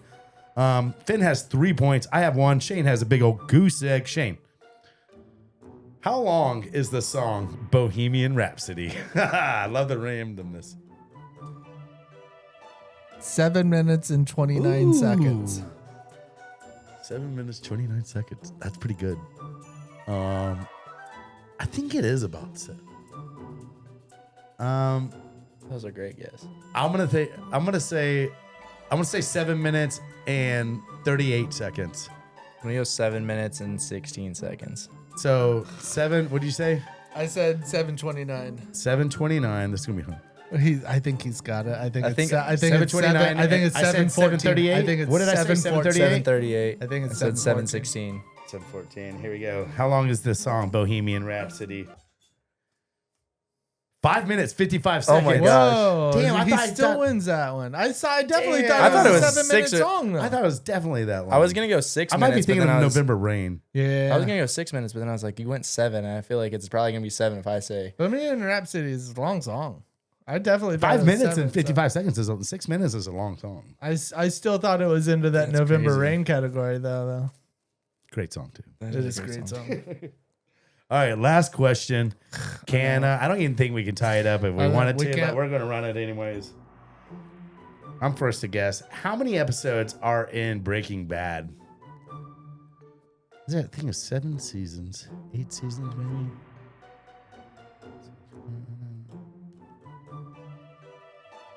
I'm going to say 87. No. I'm going to say 62. That's a good guess. That's so tough. Have you watched all the Breaking I Bad? have watched all of Breaking Bad. And Good, because if you haven't, then Shane would just yell at you for that. no, like I've 10 watched it. minutes. It's a great. I've watched it through twice. That's why I'm Yeah, kind of the bummed. second time watching, it's actually better than the first. Yeah, it switches the narrative a lot. It does. It does. This is the argument. Okay, carry on. We'll Um, go See into what I'm this. talking about? Shane starts fucking yelling. I'm gonna go I'm gonna go 72. 72. I said 62. I'm gonna go 68.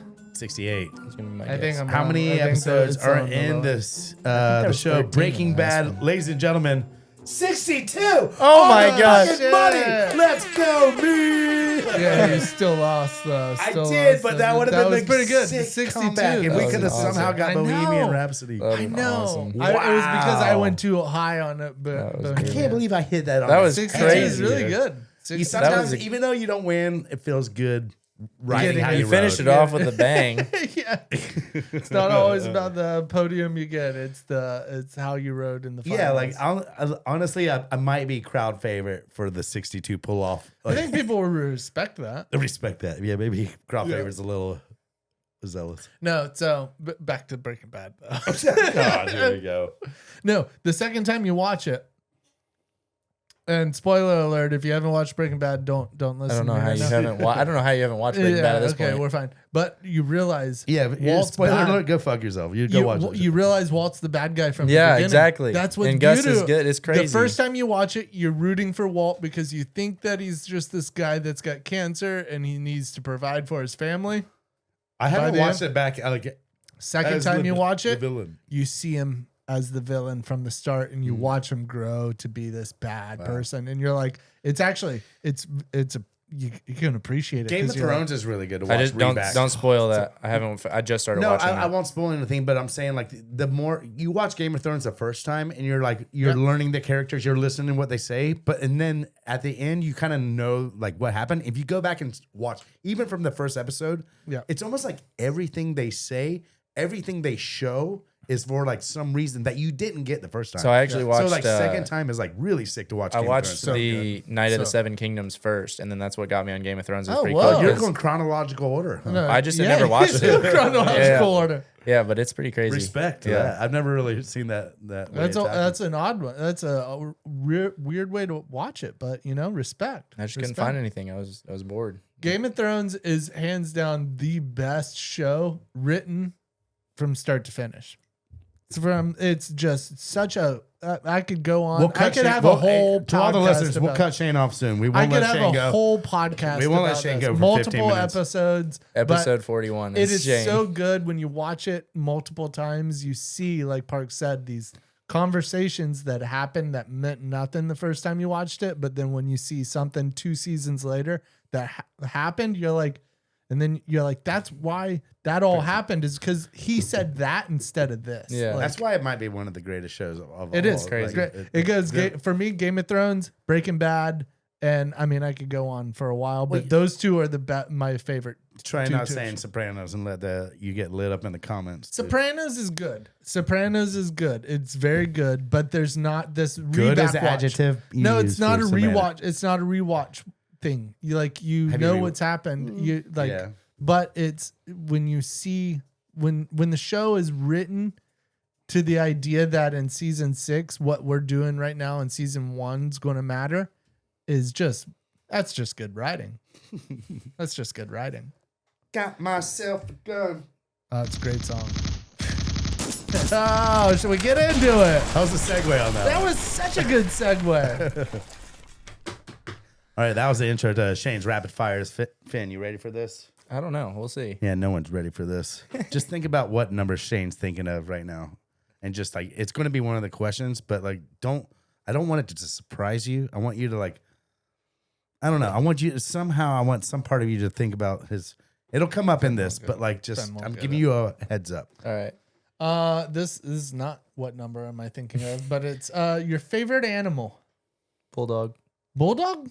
I wouldn't have guessed that. What would you have guessed, Shane? I don't know. I don't know what I was thinking.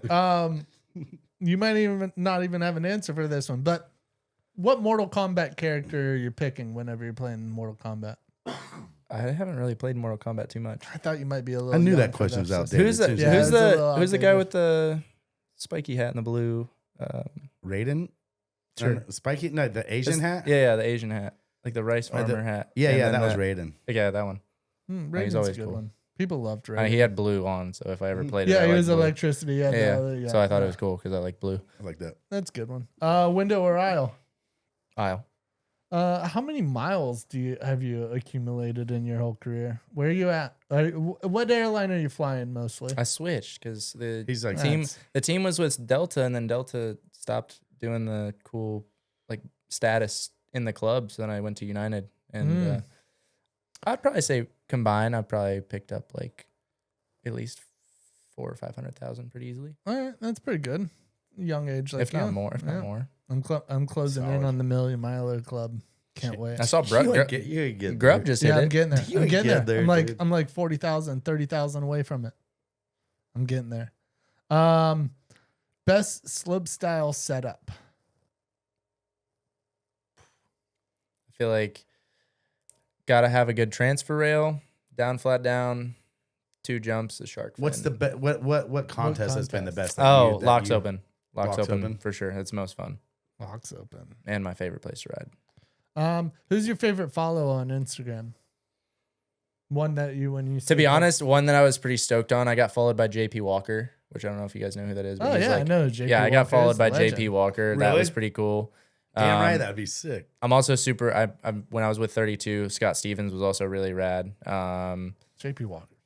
Yeah, JP Walker I think is the top. What one. about your follow? Like, who do you get excited about whenever you see a post? Like, you like a weird, like you're like niche, like I don't know.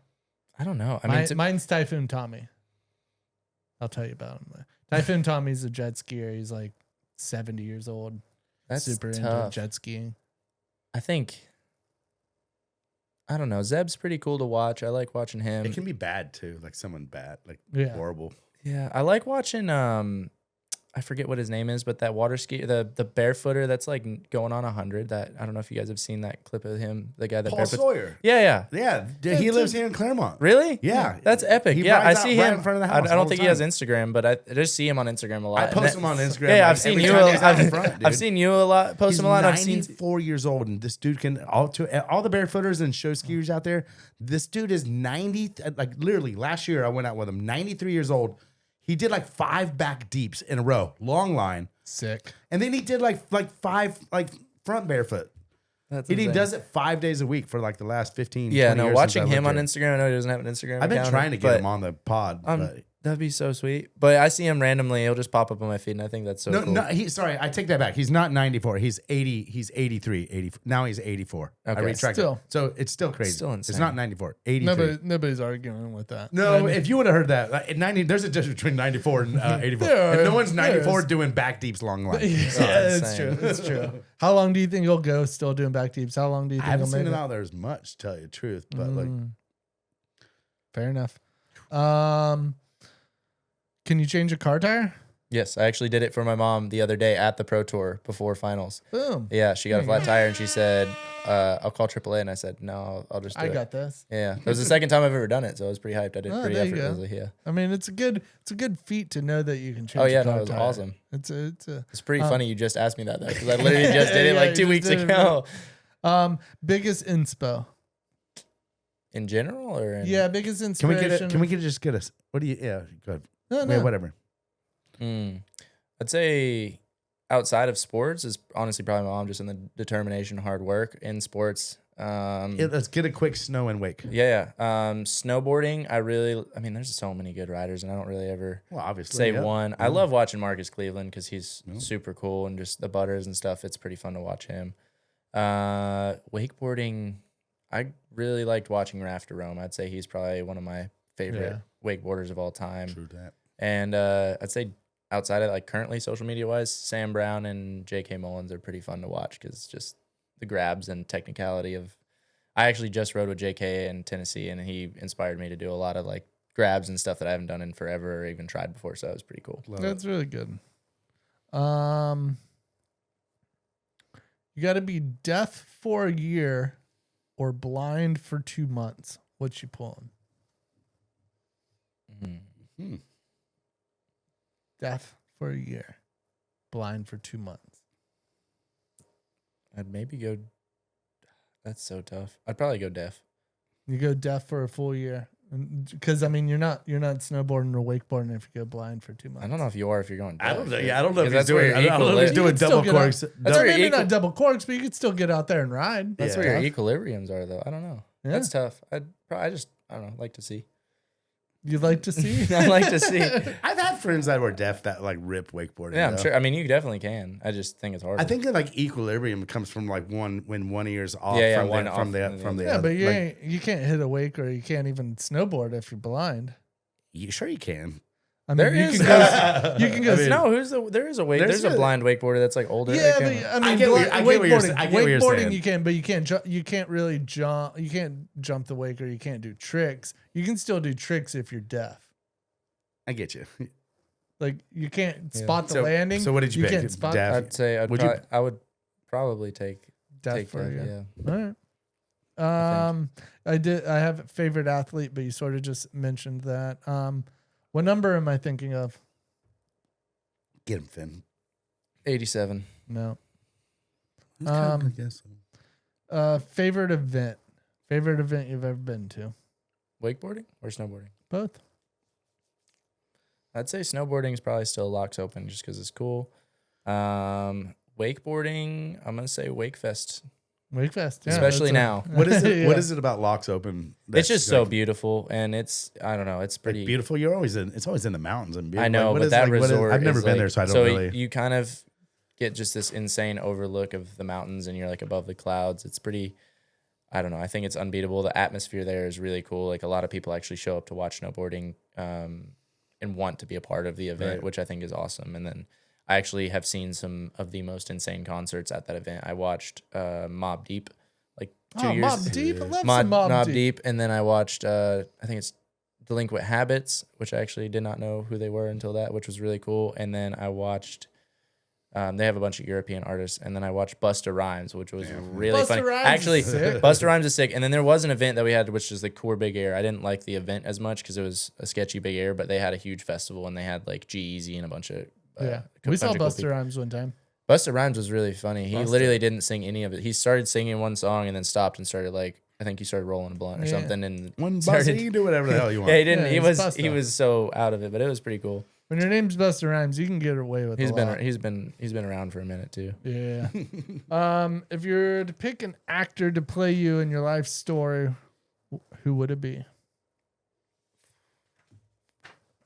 That's a really good question. I have an answer. Matthew but- McConaughey. Ooh, I like interesting. that. Interesting. I Good like answer. that. You know what? We'll put on the Patreon. Can we put the intro of your old Liquid Force section, like the Yeah. Matthew McConaughey? Yeah. Well, that's the only Shane reason I was and thinking Bob, of it. yeah. I was like, he's got the long It is hair. so good, It's dude. so It's funny. we can't put it on YouTube or on our YouTube because it'll get flagged. It's on YouTube. No, I'm saying we can't like put it I on think the we show can. right now. I think we can. No, because it's we've not- done this before. Like we can show audio, you can show video, but you can't do both. I think. Yeah, wild. possibly. But we'll put it on the Patreon, like the intro to this. If you haven't seen it, it's so good. It's so funny. Yeah, Shane crushed it with that. Yeah, that was a lot of fun. And I mean, now that I'm done with rapid fire, that was good. And that was yeah. But that section was a lot of fun because we got to do Bob was involved. Bob Sovin was there and he helped me. We did Who is Sam Brown and we did Who is Fynn Bullock.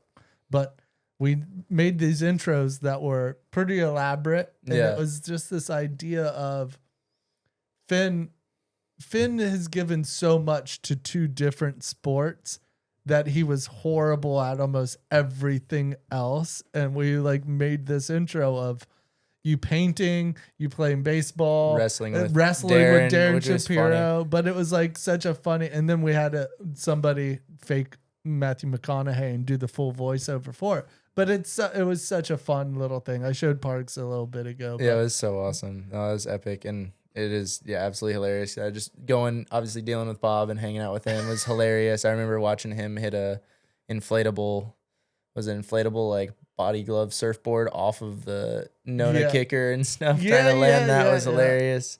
Going to Goodwill and getting random like trying to get baseball equipment. Outfits, Yeah, yeah. it was pretty funny. No, even Hey. we went out with Darren. Or is that where you're going? I with was just this? going to show like the audio of it because I Yeah. think we can show the audio. Listen, because Shane, you and Bob did this, right? Like, and you got a voice actor. Like, there's We wrote this script out and then we sent it to Fiverr and had this guy that does it's an actual real person that is Yeah. doing this voice Yes. as Matthew McConaughey As Matthew about McConaughey. Fynn Bullock. Yeah. This is so sick. We won't show the video, but I think Fair enough. Staring down greatness comes with a prize. To give yourself one thing costs more than many are willing to pay. But Fynn here has given himself to two, which unfortunately means he has nothing left to give.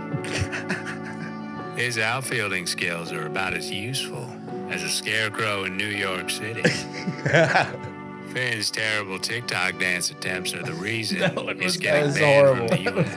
I still get crap about that to this day. As of now, his form of self-defense is running away.